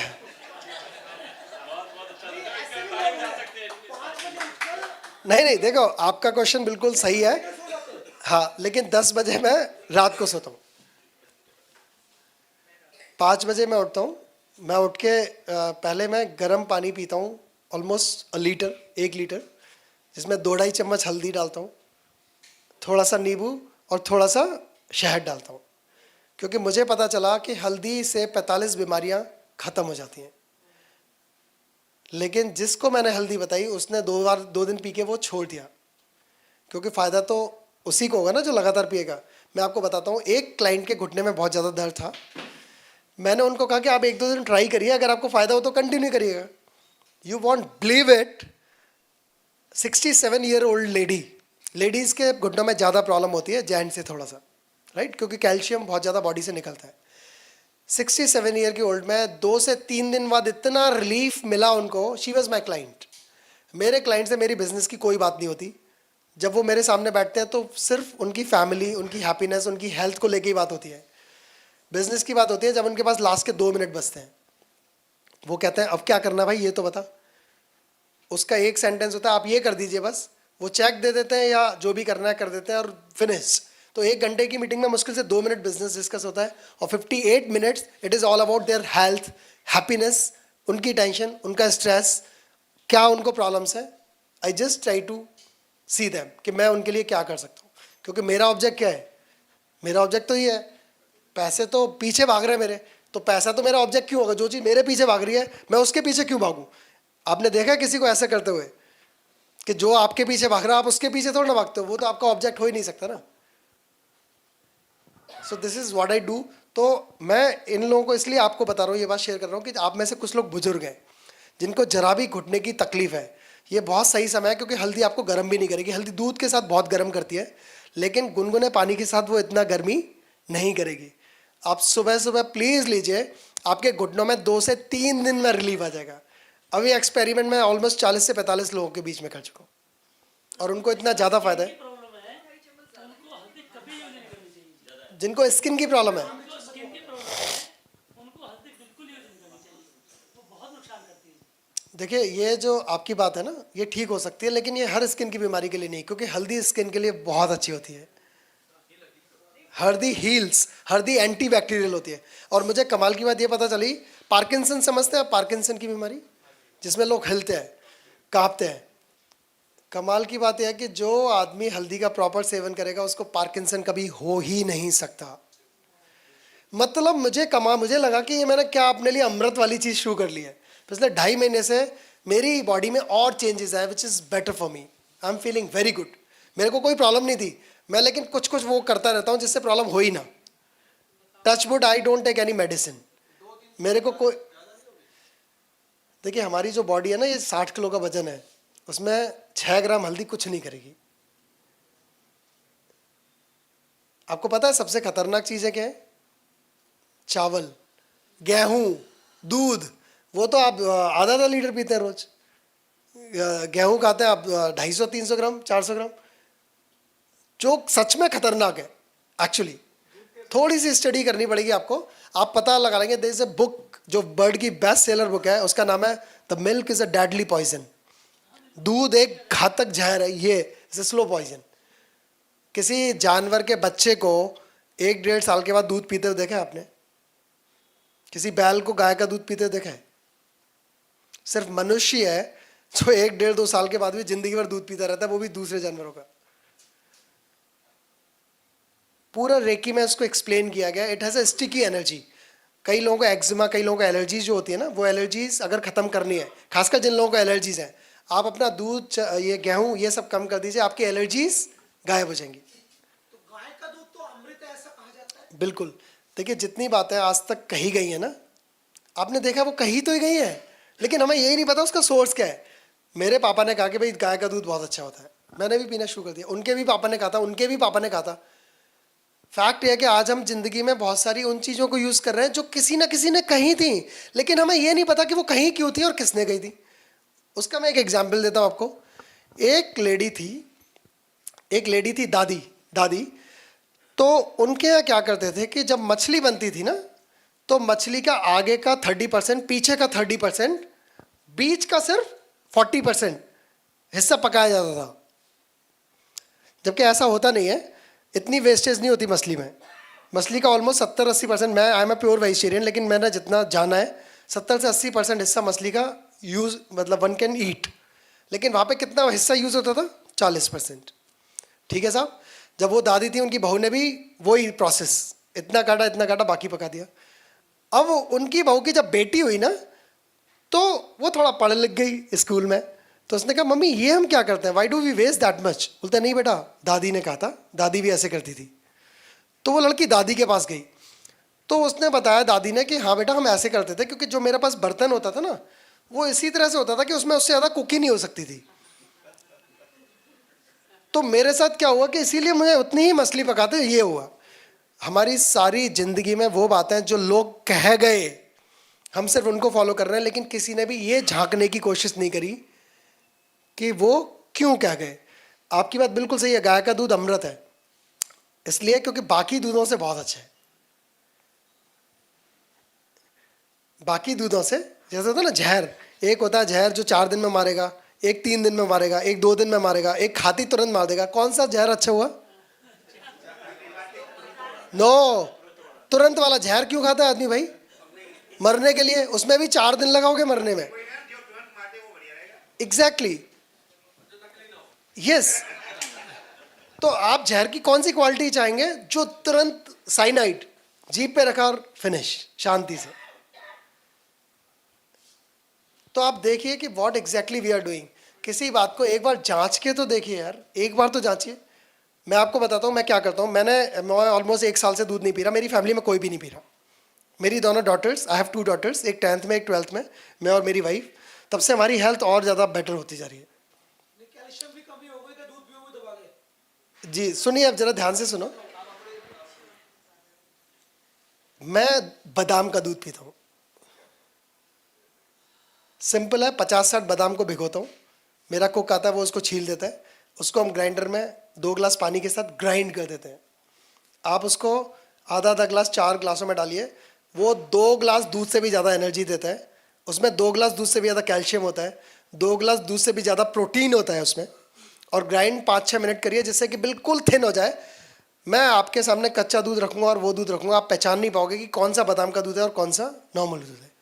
मैं काजू का दूध पीता हूँ। आपको पता है काजू पकने के बाद, यानी कि फ्राई होने के बाद बहुत ख़राब हो जाता है बॉडी के लिए। It increases cholesterol also, right, it increases fats. लेकिन कच्चा काजू बादाम से भी 5 गुना बहुत अच्छा होता है। कच्चा काजू यानी कि आप भिगो दीजिए आधा 1 घंटा, उसका दूध बना लीजिए। बादाम को 8 घंटे भिगोना पड़ता है, काजू को 1 घंटा भिगोना पड़ता है। आप अखरोट का दूध पीजिए, आप मूंगफली का दूध पीजिए। इन सब में नॉर्मल मिल्क से बहुत ज़्यादा प्रोटीन होता है। और सबसे खास बात क्या है, इनमें कोई मिलावट नहीं हो सकती। दूध में तो आपको पता ही नहीं है कितना प्योर दूध है भैया। गाय का है तो कौन सी गाय का है, उसमें कितना पानी मिला हुआ है, उसमें कितना यूरिया मिला हुआ है, उसमें कितना क्या मिला हुआ है। जब तक आपको सोर्स, आप गाय के सामने से तो लेके आते नहीं हो निकाल के अपने सामने, किस बर्तन में रखा गया है, क्या है, आपको कुछ नहीं पता। तो बादाम तो पता ही है ना आपको, बादाम आपके सामने भीग रहे हैं, आप लेके आ रहे हो। तो हर चीज़ का। और कैल्शियम की बात कर रहे हो, आपको पता है चना, जो भुना हुआ चना, उसमें कितना कैल्शियम होता है, उसमें कितना प्रोटीन होता है। सारी दालों में कितना प्रोटीन होता है, वो तो 200 रुपये किलो वाली दाल अब तो 60 रुपये किलो हो गई भैया, राइट। जो 50 ग्राम 100 ग्राम दाल में प्रोटीन होता है ना, वो 1 लीटर दूध में नहीं होता। आप जरा तथ्यों को पढ़िए तो सही। मैंने तो लैब में भी इतनी सारी टेस्टिंग करा दी, बिकॉज हमें स्पाइसेस में हम अपनी लैब टेस्टिंग कराते रहते हैं। तो मैंने देखा है कि यार ये हम क्या विचारों में जी रहे हैं। और देखिए एक और बात है, आप में से कितने लोगों के पेरेंट्स या दादाजी ऐसे हैं जिनमें किसी में ना कोई डायबिटीज़ की प्रॉब्लम थी, ना कोई बीपी की प्रॉब्लम थी, ना कोई हार्ट की। कोई है आप में से जो, कितने लोग हैं जो जिनमें से किसी को कोई प्रॉब्लम नहीं थी? वेरी गुड, 5-6 लोग। इसका मतलब है बाकी लोगों में थी ना। इसका मतलब है वो कह गए कि आप ऐसे करो, राइट। और उसका रिजल्ट क्या हो रहा था? वो बीमार थे। हम क्यों फॉलो कर रहे हैं? किस बात पे फॉलो कर रहे हैं? ऐसा क्या हुआ उनकी बॉडी में, या उनके साथ ऐसा क्या अच्छा हुआ कि जो वो कह रहे थे वही हम अभी भी फॉलो कर रहे हैं? अब चेक तो करिए। मैं क्यों चाहूँगा कि अगर मेरे फादर को डायबिटीज़ थी तो मुझे भी हो? मैं तो कुछ ऐसा चाहूँगा ना कि कम से कम आगे ना हो, जिससे कि वो जीन्स में ना आए, मेरे पता चला हेरिडिटी बन जाए। हेरिडिटी कुछ नहीं होती है। हेरिडिटी ये होती है कि जो आपके पापा मम्मी दादा दादी जो कह रहे हैं और जिन जिन आदतों से उनको परेशानी हो रही है, वही आदत आप अडॉप्ट कर रहे हो, दैट इज कॉल्ड हेरिडिटी यार। तो वो बीमारी तो आपको आनी है। खाने के बाद मिठाई खानी है, पापा भी खाते थे, दादाजी भी खाते हैं। हमारे यहाँ तो, हमारे खानदान में तो मिठाई खाई जाती है। तो अगर आपके खानदान में अगर डायबिटीज़ है तो क्या प्रॉब्लम है, राइट। और देखिए थोड़ी थोड़ी चीज़ें आप थोड़ा सा, मैं बताता हूँ, पतला, अगर मैं आपसे बोलूँ कि कोई पतला होना चाहता है तो मिठाई खाए, आपको सुनने में कुछ अजीब लगेगा लेकिन ये सच है। बट अंतर यह है कि वो मिठाई खाने से पहले खानी होती है। जब आप मिठाई खाने से पहले खाएंगे तो मिठाई इतना सेंसेशन, इतने हार्मोन्स पैदा करती है हमारी बॉडी में कि हम फील करते हैं कंप्लीट, यानी कि फिर हमें खाने की इच्छा भी इतनी ज़्यादा नहीं होती। जब आप खाना कम खाएंगे, लिमिट में खाएंगे और आप सेटिस्फाइड हैं, तो आपकी तौंद कभी बाहर नहीं निकल सकती। अच्छा ये बात मुझे नहीं पता थी, क्योंकि लेकिन मैं मिठाई बचपन से ही सबसे पहले खाता हूँ, क्योंकि जो चीज़ मुझे सबसे ज़्यादा पसंद है ना, वो मैं पहले ख़त्म करता हूँ। तो जब मैंने बाद में पढ़ा तो दिस इज़ व्हाई, मतलब मेरे घर में मेरे पापा को भी ये आदत है मिठाई पहले खाने की, मेरे को भी आता है। और हम बिल्कुल स्लिम बॉडी है। मेरा वजन 56 किलोग्राम है, मेरे पापा का वजन 58 किलोग्राम है, क्योंकि वो आदत, उनको भी डायबिटीज़ नहीं है, मेरे को भी नहीं है, मेरे दादाजी को भी नहीं थी। आप समझ रहे हो ना? तो हम क्या कर रहे हैं, ये हेरिडिटी बन गई ना। तो exactly whatever you are listening, whatever you are doing, just find out the truth behind it. किसी भी चीज़ को, किसी ने कहा था, देखिए किसी ने कहा था मत जाइए उसके ऊपर, क्योंकि उसने उसके परिणाम नहीं बताया आपको। उसने कहा था ये करना चाहिए, लेकिन उसके बाद उसके साथ क्या क्या हुआ ये थोड़ा ना बताया, आपने पूछा भी नहीं उससे। उसके बाद उसकी ज़िंदगी में क्या क्या हुआ, यू डोंट नो दैट। तो हमें क्या करना है, थोड़ा सा अपनी बुद्धि भी लगानी है। लेकिन हल्दी की मैं गारंटी ले रहा हूँ। आप एक काम करिए, जैसे इन्होंने बताया स्किन की, तो जिसको कुछ भी प्रॉब्लम है वो एक बार डॉक्टर से पूछ ले, किसी से पूछ ले कि भाई मैं इस सिचुएशन में हल्दी खा सकता हूँ कि नहीं खा सकता। फॉर एग्जाम्पल किसी को पैप्टिक अल्सर वगैरह, पेट में अल्सर वगैरह है, तो उसके लिए भी हल्दी ठीक नहीं है, राइट। हल्दी बहुत ज़्यादा हील करती है, तो स्किन में तो पक्का हील करती है, पर पता नहीं फिर आप क्यों ऐसा कह रहे हैं, लेकिन फिर भी काफ़ी एक्सपेरिमेंट जिसका, काफ़ी जिस बैच में मैंने दिखाया लगभग 1200 लोगों में दिखा चुका है और अप्रत्याशित परिणामों के साथ दिखा चुका है। इसलिए मैंने देखा है उस चीज़ को काफ़ी। हो सकता है आपकी बात सही हो, लेकिन मैं सिर्फ अपने अनुभव शेयर कर रहा हूँ। हाँ देखिए क्या है, हल्दी का टेस्ट अच्छा नहीं लगता ज़्यादातर लोगों को, तो गुनगुने पानी में अगर आपने हल्दी घोली और पिया तो किसी को थोड़ा सा अजीब सा लग सकता है। तो मैंने नींबू और शहद इसीलिए डाला क्योंकि नींबू और शहद से वजन भी कंट्रोल में रहता है, डिटॉक्सिफिकेशन होता है, आपके टॉक्सिन्स बॉडी के निकल जाते हैं और टेस्ट बहुत अच्छा लगता है, वो ड्रिंक बहुत अच्छा लगता है। तो इसीलिए मैं ऐसे खाली पेट उठते ही, हाँ मैं मतलब ये बड़े बड़े ना 2-3 ग्लासेस पीता हूँ। तो ये आपके ऊपर है। आप पहले देखिए 250 ग्राम पानी पीते तो पहले उतने में 250 ग्राम पानी में 1 चम्मच, पहले आप 1 चम्मच से शुरू करिए। अगर आपकी बॉडी को कोई भी प्रॉब्लम ना हो और आप कुछ अच्छा फील करो तो you can increase the quantity. Yes, और आपको मैं बताऊं, अमेरिका में हल्दी को सुपर फूड मानते हैं, मैजिकल फूड। और कमाल की बात है वो पूरी दम लगा रहा है कि हल्दी पे उनका पेटेंट हो जाए, राइट। हल्दी नीम जो मतलब हम साला छोड़ के, मतलब हमें लगता है ये फालतू की चीज़ है और वो उसके पीछे पड़े हुए हैं। कच्ची हल्दी भी बहुत अच्छा, लेकिन कच्ची हल्दी को खाओगे कैसे? जो लोग दूध पीते हो उसको घिस के दूध में डाल के, पानी में भी डाल के कर सकते हो आप, अगर आप वैसे कर सकते हो। लेकिन क्या होगा कि उसको आपको उबालना पड़ेगा, फिर पानी इतना गर्म हो जाएगा कि फिर ठंडे होने का वेट करते करते आपका मन बदल जाएगा। तो कुछ ऐसे काम करिए जो बड़े प्रैक्टिकल से हों, टाइम कम लेते हो, ईजी हों। आज की डेट में सेव तो कोई धोना नहीं चाहता गुनगुने पानी में, जिससे कि वैक्स उतर जाए, जबकि सेव आपको पता है आपकी ऑरा को बढ़ा देता है। This is a fact, I have seen it in my like with my personal eyes. एक ऑरा नापने की मशीन होती है, शायद उसका बंदे का ऑफिस भी रोहिणी में ही कहीं है। हर किसी बंदे की ऑरा होती है, आपको पता है ना। हमारी हर बॉडी, हर चीज, हर पक्षी, हर जंतु, हर किसी की ऑरा होती है। एक सेब खाने से हमारी 2 मीटर ऑरा और बढ़ जाती है। एक पेड़ को गले लगाने से हमारी 4-5 मीटर ऑरा और बढ़ जाती है। नेचर में घूमने से हमारी ऑरा बहुत बढ़ जाती है। जो चीज़ हमारी ऑरा बढ़ा रहा है वो उसको हम थोड़ा सा गुनगुने पानी में धो के खाने को तैयार नहीं है, लेकिन छिलका काट के उतार के फिर खाने को तैयार है। मतलब हम अपने साथ क्या कर रहे हैं, what kind of compromises we are doing, shortcuts. मैं वही तभी तो बता रहा हूँ कि हल्के गुनगुने पानी में आप डाल दोगे तो वो वैक्स, प्लास्टिक नहीं होता, वो वैक्स होती है, लाइक मॉम, वो बिल्कुल धुल जाता है। और वो हर सेब में नहीं होता ऐसा, ये भ्रम ज़्यादा फैला दिया व्हाट्सएप ने। आप किसी भी सेब को ज़रा छू के घिसेंगे, अगर उसकी स्किन रफ हो जाए ना, रफ का मतलब है वो उसमें चमक ना हो, तो उसमें नहीं होता। चमक तो आएगी ना, वैक्स, वैक्स इसलिए लगाता है कि चमक आ जाए। Yes, he is very right. जो वाशिंगटन सेब आता है ना, वो बिल्कुल देखिए लाल चमकीला, बिल्कुल मस्त, वो मस्त नहीं है। वो मतलब 1 महीने पुराना सेब है, उसको बड़ा दिखने में सुंदर है ना, ब्यूटी पार्लर होके आया वो। Yes, okay, sorry. तो हल्दी मैं पीता हूँ, तो हल्दी पीने के आधे मिनट भी नहीं लगता मुझे, इतना ज़्यादा प्रेशर होता है कि I had to go for fresh, right. जब मैं फिर आता हूँ वहाँ से तो मैं थोड़ा मेडिटेशन करता हूँ, अपनी दोनों बेटियों को जगाता हूँ, we spend very good time, we share. वो कई बार म्यूज़िक प्ले करती हैं, दोनों गिटारिस्ट हैं, दोनों सिंगर भी हैं, तो कुछ हम म्यूज़िक प्ले करते हैं, पूजा पाठ करते हैं, राइट। और अगर उनको स्कूल जाना होता है तो हम मिलके ही, हम जनरली क्या होता है किचन में, शाम को भी हम चारों होते हैं और सुबह मैं और वाइफ होते हैं, राइट। ये जो छोटी छोटी बात है ना, मैं देख रहा हूँ उससे कितना हैप्पीनेस क्रिएट होता है, क्योंकि जो फूड में आपकी वाइब्रेशंस आ रही है ना हैप्पीनेस की, that is creating the whole thing. इसीलिए कई बार होटल का खाना मज़ा नहीं लगता, लेकिन घर का खाना अगर प्यार से बनाया होगा तो बहुत मज़ेदार होता है। तो सुबह ये सब बनाया, उसके बाद मैं और वाइफ चाय पीते हैं, बैठ के हम 1 घंटा डिस्कस करते हैं कि क्या हुआ, कैसे होगा, आज हमें क्या करना है, कौन सी चीज़ें करनी है, व्हाट वी कैन डू। इस तरह से डिस्कशन होता है। फिर 1 घंटे बाद हम स्पोर्ट्स के लिए चले जाते हैं, जब मेड वगैरह आ जाती हैं क्लीनिंग वगैरह के लिए। फिर हम लगभग 11 बजे वहाँ से आते हैं। आते हुए नारियल पानी ज़रूर पीते हैं, क्योंकि मैंने पाया कि हमारी बॉडी में जो ब्लड है वो पूरा अल्काइन है। You know what is alkyne and what is acid? Alkyne को क्षार बोलते हैं, क्षार, हिंदी में क्षार बोलते हैं, यस। और जो एसिड होता है वो अम्ल होता है, तेजाब।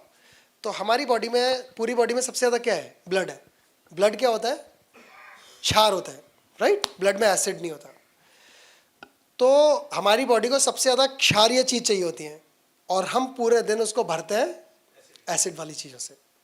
कौन कौन सी एसिड वाली चीज़ों से भरते हैं? चाय, एसिडिटी, राइट।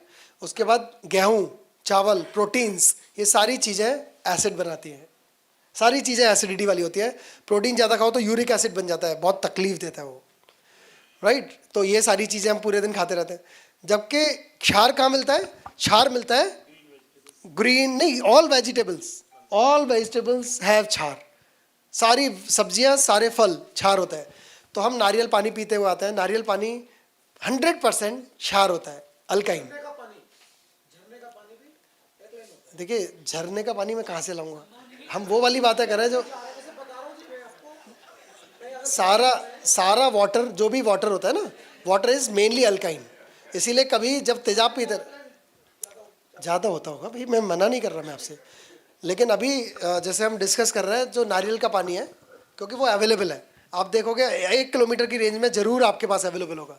अगर आपके सर्वेंट्स हैं तो आप उनसे मंगा लीजिए, सर्वेंट नहीं है तो आप चले जाइए, अपनी ज़िंदगी के लिए तो करना है। तो मेरी डॉटर्स ने पिछले 4 साल से कोल्ड ड्रिंक नहीं पी, वो और इसलिए नहीं पी कि उनको मिलती नहीं है, वो इसलिए नहीं पी क्योंकि उनको पसंद नहीं है। वो सिर्फ नारियल पानी, सुबह और शाम को 2 बार नारियल पानी पिया जाता है हमारे घर में। Every day, twice a day we drink नारियल पानी। That is also very important. हाँ, पानी तो पीते हैं ना सर्दियों में, तो इसीलिए नारियल पानी में भी कोई प्रॉब्लम नहीं है, राइट। इसीलिए सुबह सुबह 6 बजे नहीं पीना, क्योंकि वो सर्दी कर जाएगा। बट 11 बजे तो बॉडी भी नॉर्मल हो जाती है, टेम्परेचर भी अच्छा होता है। हम नारियल पानी पीते हैं, फिर मैं आके तैयार होके and then I go to my office. 11:30 से लेके 6, 6:30 बजे तक मैं कंप्लीटली इन्वॉल्व होता हूँ अपने बिजनेस में। उसके 6:30, 7 बजे again I come back to home.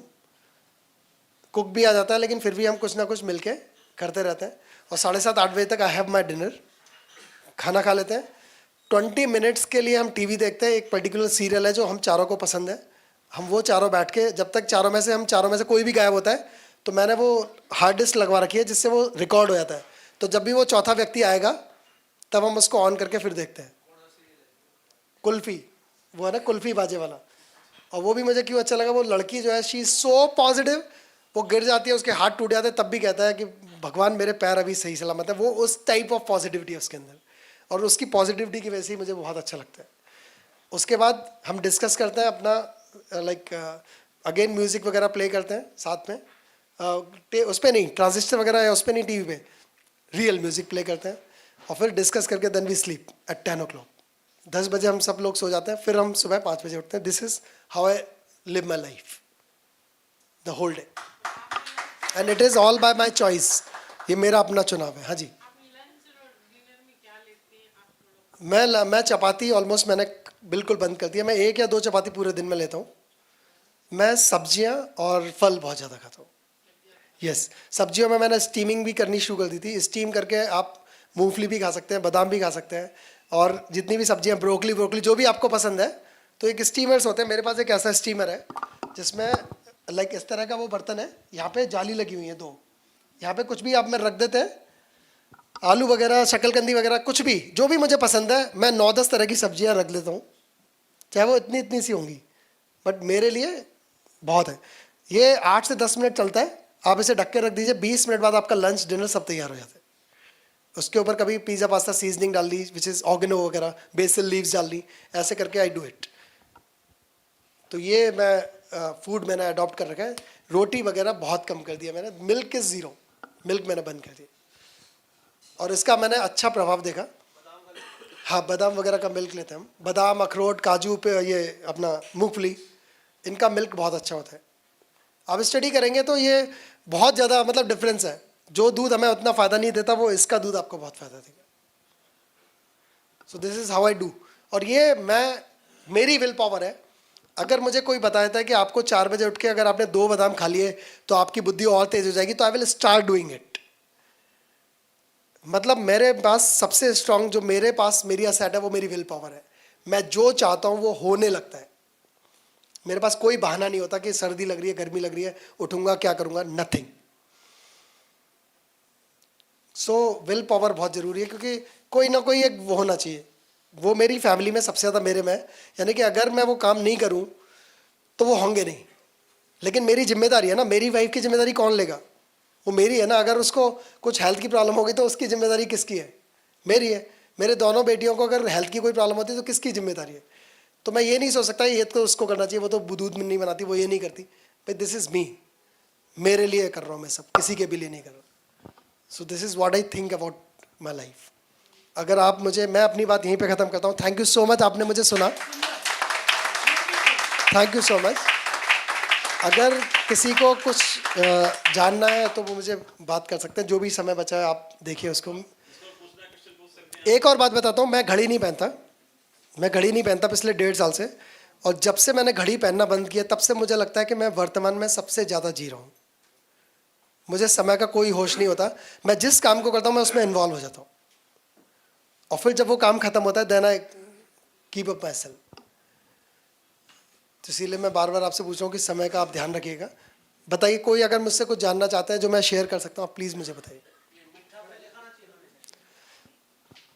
खाना उसको चाहिए जो पतला होना चाहता है। आप तो ठीक ठाक हो, अब देख लो, आप देख लेना, मतलब हर चीज़ हर किसी के लिए ठीक नहीं होती। लेकिन हाँ, मिठाई पहले खाने से आप बहुत सारी समस्याओं से बच सकते हैं।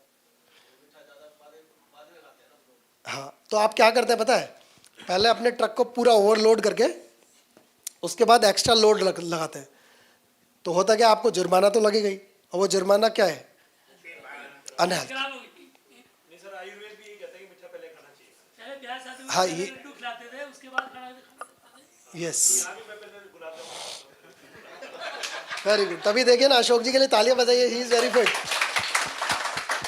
पहले गुलाब जामुन खिलाता हूँ।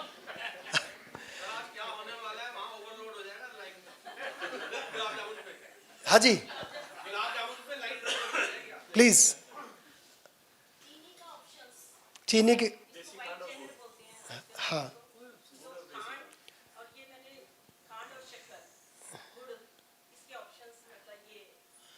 ओके। आप चीनी किस किस चीज़ में डालते हैं भैया? आप इनके घर पे रहते हैं तो इनको बताने दीजिए ना, है जी।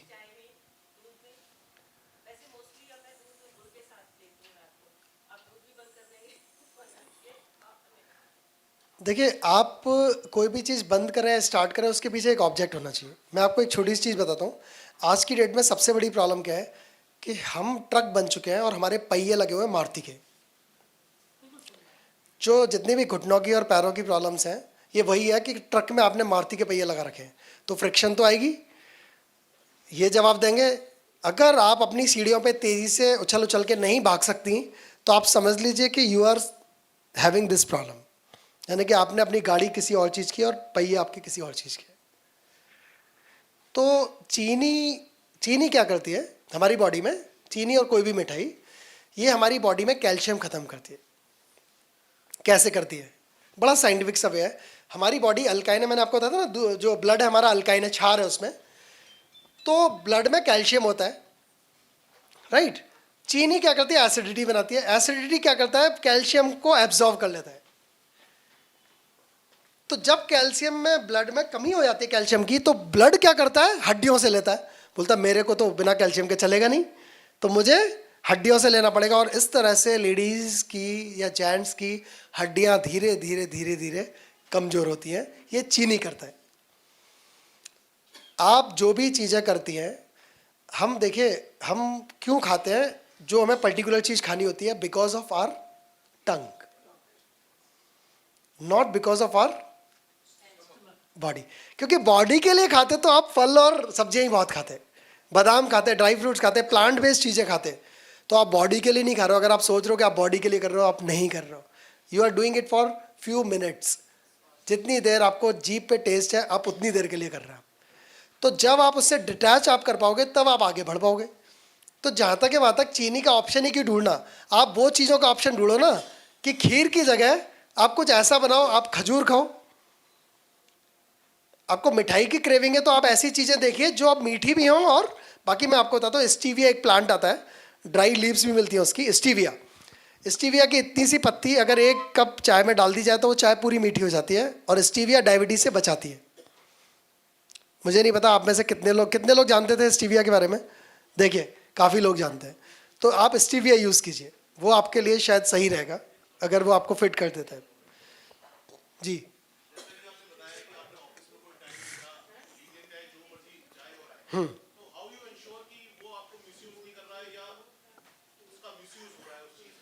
Very good.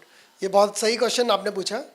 तो जब आपके लीडर्स इस तरह के होते हैं ना, फॉर एग्जांपल मैं 11 साढ़े 11 बजे पहुंचा, तो जनरली सारी टीम मेरे से पहले आ चुकी होती है। हमारे यहाँ बाहर रजिस्टर लगा होता है जिसमें आपको जाने और आने का टाइम नोट करना होता है, करेक्ट। तो कहीं ना कहीं उनके सबकॉन्शियस माइंड में तो ये चल रहा है कि यार मैं रोज़ 12 बजे लिखूंगा। फिर उनको ये पता है कि अगर मैं 12 बजे आऊँ तो I am expected to sit late also, correct. तो एक सिस्टम बना रखा है। जैसे मेरी कंपनी में 3 चार्टर्ड अकाउंटेंट है, राइट। कुछ लोग इनको रिपोर्ट करते हैं, कुछ इन लोगों को, और बहुत सारे लोग सबको रिपोर्ट करते हैं। तो इनमें से 2 चार्टर्ड अकाउंटेंट दे कम एट 10 o'clock ओनली, क्योंकि उनका ऑफिस मतलब उनका घर मेरे ऑफिस से बहुत पास है। तो घर वाले भी कहते हैं यार अब तो जा यार, 10 बजे गया। आप समझ रहे हो ना, घर वाले भी बहुत देर तक लोगों को झेल नहीं पाते। तो ये बेचारी 10 बजे आ जाती हैं। जब 10 बजे आ जाएंगी तो क्या होगा, अब उसके बाद सबऑर्डिनेट्स आ रहे हैं तो उनको क्या फील होगा, अरे यार ये तो बॉस आ गई। मतलब वो प्रोसेस बड़ा साइकोलॉजिकल है। आप खुद सोचिए, जिस जगह पे आप जाते हैं, जो आपके सीनियर्स अगर वो पहले आ जाएंगे तो अगली बार आप क्या कोशिश करोगे, और देर आने की या टाइम पे आने की। तो मैं क्यों बुरा बनूं ये कह के कि तुम्हें टाइम पे ही आना है। अच्छा एक बात है, कोई आदमी 10 बजे आ रहा है ना रोज, उससे आप कह दो 10 बजे 1 मिनट भी लेट नहीं होना चाहिए, आपने स्ट्रेस दे दिया उसको। वो वैसे ही 10 बजे आ ही रहा था यार, अगर आपने ये कह दिया तो उसको क्या हो गया, स्ट्रेस के 1 भी मिनट लेट नहीं होना है, जबकि फैक्ट है वो पहले ही 10 बजे आ रहा था। तो हमें स्ट्रेस नहीं देना है। आप देखेंगे आपके सिस्टम, आपकी पॉजिटिविटी रहनी चाहिए। देखो एक बात में बहुत ताकत है। आप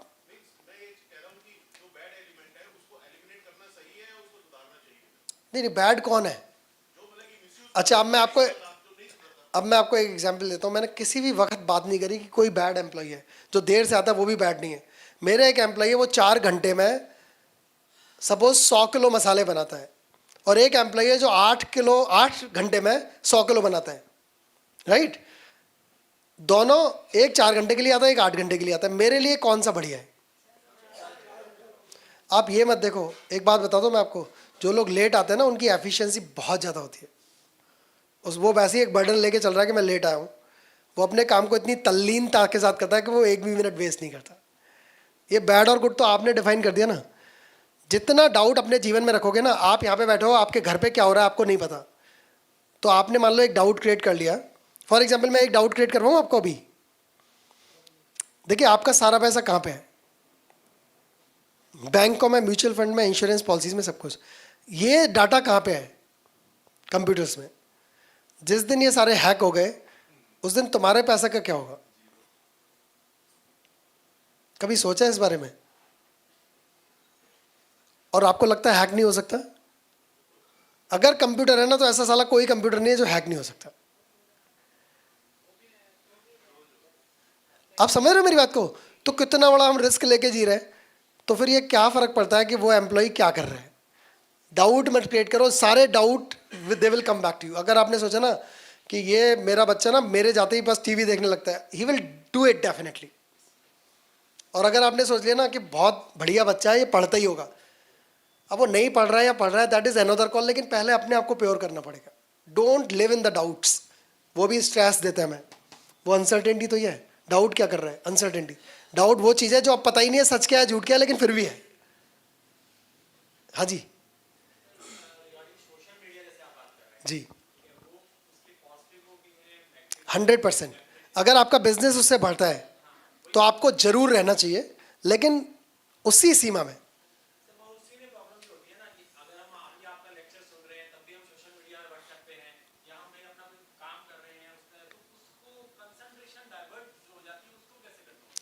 उसको ये कंट्रोल करना पड़ेगा, आपको अपनी विल पावर बढ़ानी पड़ेगी। और मैंने विल पावर के आपको 3-4 सूत्र दिए थे। कोई बताएगा मैंने विल पावर बढ़ाने के लिए क्या कहा था। मैंने कहा था आपको कि जब आप जिससे बात कर रहे हैं उसकी तरफ 100% लिसनिंग कर रहे हैं। उसका तरीका क्या है, अगर आपको लगता है आप बार बार झांकते हो मोबाइल में, तो आप थोड़ा सा कंट्रोल करके उस मोबाइल को साइलेंस पे करके साइड में रख दीजिए। आप फिर बात कीजिए अपनी वाइफ से या अपने बच्चों से या अपने क्लाइंट से। दूसरी बात है, मैं आपको कहता हूँ चलिए कि सोशल मीडिया छोड़ते ही आपकी 3 करोड़ रुपए की इनकम साल की बढ़ जाएगी। Will you do that. अगर मैं नरेंद्र मोदी होता और मैं आपको एक ब्लैंक चेक दे देता 3 करोड़ रुपए का, नाम बिना लिखे, कहता ये 3 करोड़ का चेक डाल लेना अगर आपने 1 साल फेसबुक नहीं छुई तो, आप क्या करोगे। तो फिर छोड़ दो ना यार, ये इतना ही फायदा होने वाला है उससे। तब नरेंद्र मोदी कहेगा उसका क्यों वेट कर रहे हो, वो कभी नहीं आके कहेगा तुमसे, ये हमें ही करना पड़ेगा।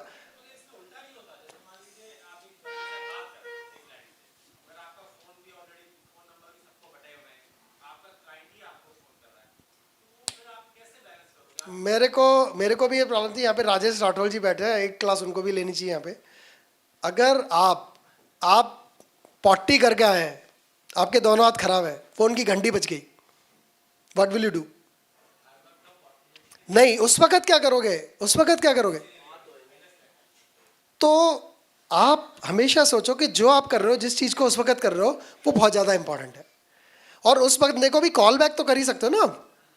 उस वक्त नहीं कॉल किया, आप आधे घंटे बाद, 1 घंटे बाद, 2 घंटे बाद, 3 घंटे बाद जिस बंदे से निपट जाओ उसके बाद आप कॉल कर दो उसको। दूसरी बात है, फ़ोन में एक सुविधा है जो मैंने सीखी है राजेश भाई से, कि जब फ़ोन आता है तो आप अगर उसे स्वाइप करते हैं तो आपके पास SMS भेजने का होता है ऑटोमेटिक। कोई आदमी नहीं मर सकता अगर आपने उसकी कॉल नहीं उठाई, क्योंकि आप डॉक्टर नहीं है। और डॉक्टर भी होते हैं तो भी नहीं मरता, वो दूसरे डॉक्टर के पास चला जाता। तो अपने आप को हम बहुत ज़्यादा इंपॉर्टेंस दे रहे हैं सोशल मीडिया के केस में। हमें लगता है फेसबुक से जिस दिन हम हटेंगे 500 लोग निपट जाएंगे इस दुनिया से। ऐसा कुछ भी नहीं होने वाला, कुछ भी नहीं होने वाला। मेरे पता है, आप फेसबुक पे जाके देखना, 5000 फ्रेंड्स हैं मेरे, और एक भी आदमी को मैं नहीं जानता, एक भी आदमी को नहीं जानता मैं 5000 फेसबुक। वो एक क्रेज था, हम जाते थे जगह जगह, लोगों से मिलते थे, लीडरशिप में थे, स्पीचेस थी, लोगों ने फ्रेंडशिप रिक्वेस्ट भेजी, सबको एक्सेप्ट कर डाली। ये सब पागलपन है कंप्लीटली। कैसी कैसी वीडियो आती है जिनका कोई मतलब नहीं है, और अगले दिन तक आप याद भी नहीं रखते। जो मैं आज आपको बता रहा हूँ ना, वो भी आप भूल जाओगे अगले दिन, अगर आपने आज नहीं किया तो। आज आपको कम से कम 1 घंटा फ़ोन से दूर, सोशल मीडिया से दूर, प्रेजेंस ऑफ माइंड के साथ रहना पड़ेगा, नहीं तो ये मेरा लेक्चर भी बेकार है। और ऐसा होता ही है, हर क्लास में टॉपर तो एक ही होता है ना, टीचर सबको बराबर पढ़ाते हैं। तो ऐसा होता ही है कि हर जगह कुछ लोग उसको अडॉप्ट करते हैं, कुछ नहीं करते अडॉप्ट। जिसको फ़ायदा है वो अडॉप्ट करे, राइट जी।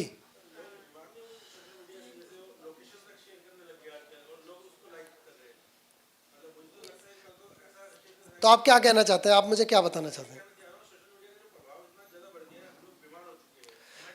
देखिए मैं बताता हूँ आपको, मैं व्हाट्सएप का यूज़ क्या करता हूँ। जब मुझे कोई आदमी अपना डॉक्यूमेंट भेजता है, वो मुझे बताया था कि साहब मैं आपको व्हाट्सएप पे ये चीज़ें भेज रहा हूँ, फाइल्स भेज रहा हूँ, बस। उसके अलावा आई डोंट यूज़, मैं कभी फॉरवर्ड ही नहीं किया, मैंने कुछ नहीं फॉरवर्ड किया। फॉरवर्ड किया है तो मैंने सिर्फ अपनी वाइफ और अपनी बेटी को किया है। वो चीज़ जो मुझे लगती है कि मैं करता हूँ, और अगर वो भी करेंगे तो शायद, क्योंकि मुझे लगता है आधे फॉरवर्ड तो मैं खुद ही नहीं करता अपने ऊपर, तो मेरा हक ही क्या है किसी को भेजने का। आप समझ रहे हो ना? तो आप थोड़ा सा कंट्रोल करना पड़ेगा। अगेन विल पावर, अगर आपकी विल पावर इतनी स्ट्रांग नहीं है, आपको सबको 3 करोड़ रुपए का फायदा होने वाला, मैं गारंटी दे रहा हूँ। अगर आपने सोशल मीडिया छोड़ दिया, लोग आपसे रियल में मिलने आएंगे, लोग आपसे बात करेंगे, और आप ज़्यादा अपना समय अपनी फैमिली में दे सकते हैं। फैमिली से दूर हो गए हम लोग, फैमिली से इतना ज़्यादा दूर हो गए, आपको पता भी नहीं चल रहा है कि हम सिर्फ रोबोट्स के साथ रह रहे हैं आज की डेट में अपने घर पे। 4 लोग हम साथ में बैठे होते हैं और all 4 are on the phones. मेरी बेटियों के पास फ़ोन नहीं है, और उनको एक फ़ोन दिलवाया है कॉमन बीच में, क्योंकि जब वो घर से बाहर जाती हैं, अभी ट्यूशन्स वगैरह कभी बार अकेले जाती हैं, तो they should carry that phone, that's it. उनके पास फ़ोन नहीं है, और ये मेरी चॉइस नहीं है, ये उनकी चॉइस है उनको। और ये पॉसिबल है भाई। मेरा कोई नुकसान नहीं हुआ 2.5 साल से, अगर मैं फेसबुक पे नहीं हुआ, 1 रुपये का भी नुकसान नहीं हुआ। मेरी ग्रोथ है ऑलमोस्ट 100% पर एनम। मैं जो पिछले साल होता हूँ उससे दुगना अगले साल होता हूँ। This is the rate of my growth. जितना ध्यान मैं अपनी फैमिली पे ज़्यादा दे रहा हूँ और अपनी हैप्पीनेस पे दे रहा हूँ, उतनी ज़्यादा मेरी ग्रोथ हो रही है। क्योंकि मुझे तो ये बड़ा क्लियर हो गया है कि this is the happiness which is the object of my life. बाकी कुछ भी नहीं है मेरी ऑब्जेक्ट, मेरी लाइफ का कोई ऑब्जेक्ट नहीं है, सिर्फ हैप्पीनेस देना और लेना, बस, कुछ भी नहीं है। और देखिए, मैंने एक सिस्टर शिवानी है, उन्होंने एक बात कही थी कि if you don't find good people in your life, अगर आपको अच्छे लोग अपनी ज़िंदगी में नहीं मिलते तो कम से कम आप तो बन जाओ, जिससे बाकी लोगों को आप मिल जाओ। और शुरुआत यहीं से होगी। आपको ट्रस्ट करना पड़ेगा 100%, आपको अपनी हेल्थ का 100% ध्यान रखना पड़ेगा, राइट? आपने अपनी चीज़ों का ध्यान रखना पड़ेगा। आप देखना, पूरी दुनिया आपको फॉलो करेगी। आप बिलीव करेंगी, मेरी जो डॉटर है, जब वो 9th क्लास में थी, हमने नीम का जूस पीना शुरू किया। आप बिलीव नहीं कर सकते, एक बच्चे को नीम का जूस पिलाना कितना टफ है। और वो इसलिए किया क्योंकि वो टीवी, तब दोपहर को आती थी लंच में, टीवी खोल ली, खाना खा रही है, टीवी भी देख रही है, तो उसके स्पैक्स लग गया। स्पैक्स हमेशा टीवी या कमज़ोर आंखों की वजह से नहीं होता, कई बार डिफोकस की वजह से भी होता है, हार्ट हल्का सा फोकस में एरर तब भी हो सकता है। बट मैंने कहा कि अब इसकी आंखों का ध्यान रखना है, तो हमने गाजर का जूस वगैरह पीना शुरू किया। उसको काफ़ी इंप्रूवमेंट हुआ। फिर मैंने पढ़ा कि नीम और बेसिल का जूस ऑल्सो हेल्प्स। उसको नाक बंद करवा के मैंने कहा तेरी आंखों के लिए अच्छा है, उसने नाक बंद करी और वो पी गई। आज वो बिना नाक बंद करे हुए नीम के जूस को पीती है। और कमाल की बात है वो खुद बनाती है, वहाँ से लाती है और हम चारों के लिए खुद बनाती है। अभी पिछले 1 महीने से हमने बंद किया क्योंकि नीम का जूस बहुत ज़्यादा सर्दी करता है। नीम बहुत ज़्यादा सर्दी करती है पानी में, तो नीम और बेसिल हमने 1 महीने से, नहीं तो इतना ज़बरदस्त चीज़ थी वो, मतलब टच वुड हम पिछले 2-3-4 साल से हम बीमार नहीं पड़े। मतलब बुखार फुखार टाइप की चीज़ें भी हमारी फैमिली में नहीं आई। I have never gone to hospital in my life. आज 41.5 साल का हूँ, टच वुड, मतलब मैं कभी हॉस्पिटल नहीं गया हूँ। शायद वो हमारे ख़ानदान में वो मिठाई खाने की पहले परंपरा की वजह से वो कुछ अच्छी आदत है हमारे अंदर आ गई है। तो कहने का मतलब है कि मैं सिर्फ अपने ऊपर काम कर रहा हूँ। और मैंने नीम का जूस उसको नहीं बोला, मैं 1 महीने तक खुद पीता रहा। तो मैंने कहा तेरी आंखें अच्छी हो जाए इसलिए मैं पी रहा हूँ। मतलब वो भी समझ रही थी कि ये मजाक कर रहे हैं। Then she started. फिर मेरी बड़ी बेटी ने शुरू किया। मेरी वाइफ जो टेस्ट के ऊपर बहुत ज़्यादा उसके डिसीजंस होते हैं, शी इज़ वेरी हेल्दी, मिठाई नहीं खाती इसलिए, शायद वो मिठाई उसको बिल्कुल पसंद नहीं है किसी भी तरह की, लेकिन उसने भी पीना शुरू कर दिया नीम का juice. So that is my success, क्योंकि मैंने ऐसा करना शुरू किया।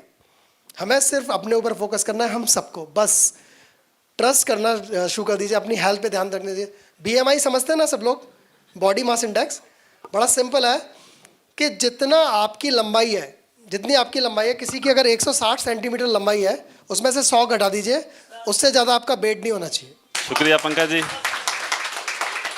आज का सेशन कैसा लगा ये आपके तालियों से महसूस होगा।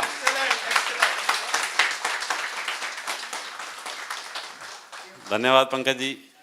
इतनी सीरियस जानकारी और इतनी महत्वपूर्ण जानकारी को कितने सिंपल शब्दों में दिया जा सकता है, मेरे ख्याल इससे बेटर कोई ऑप्शन नहीं हो सकती कि साधारण भाषा में आपको हमें समझा दिया गया कि क्या काम हमें करना है।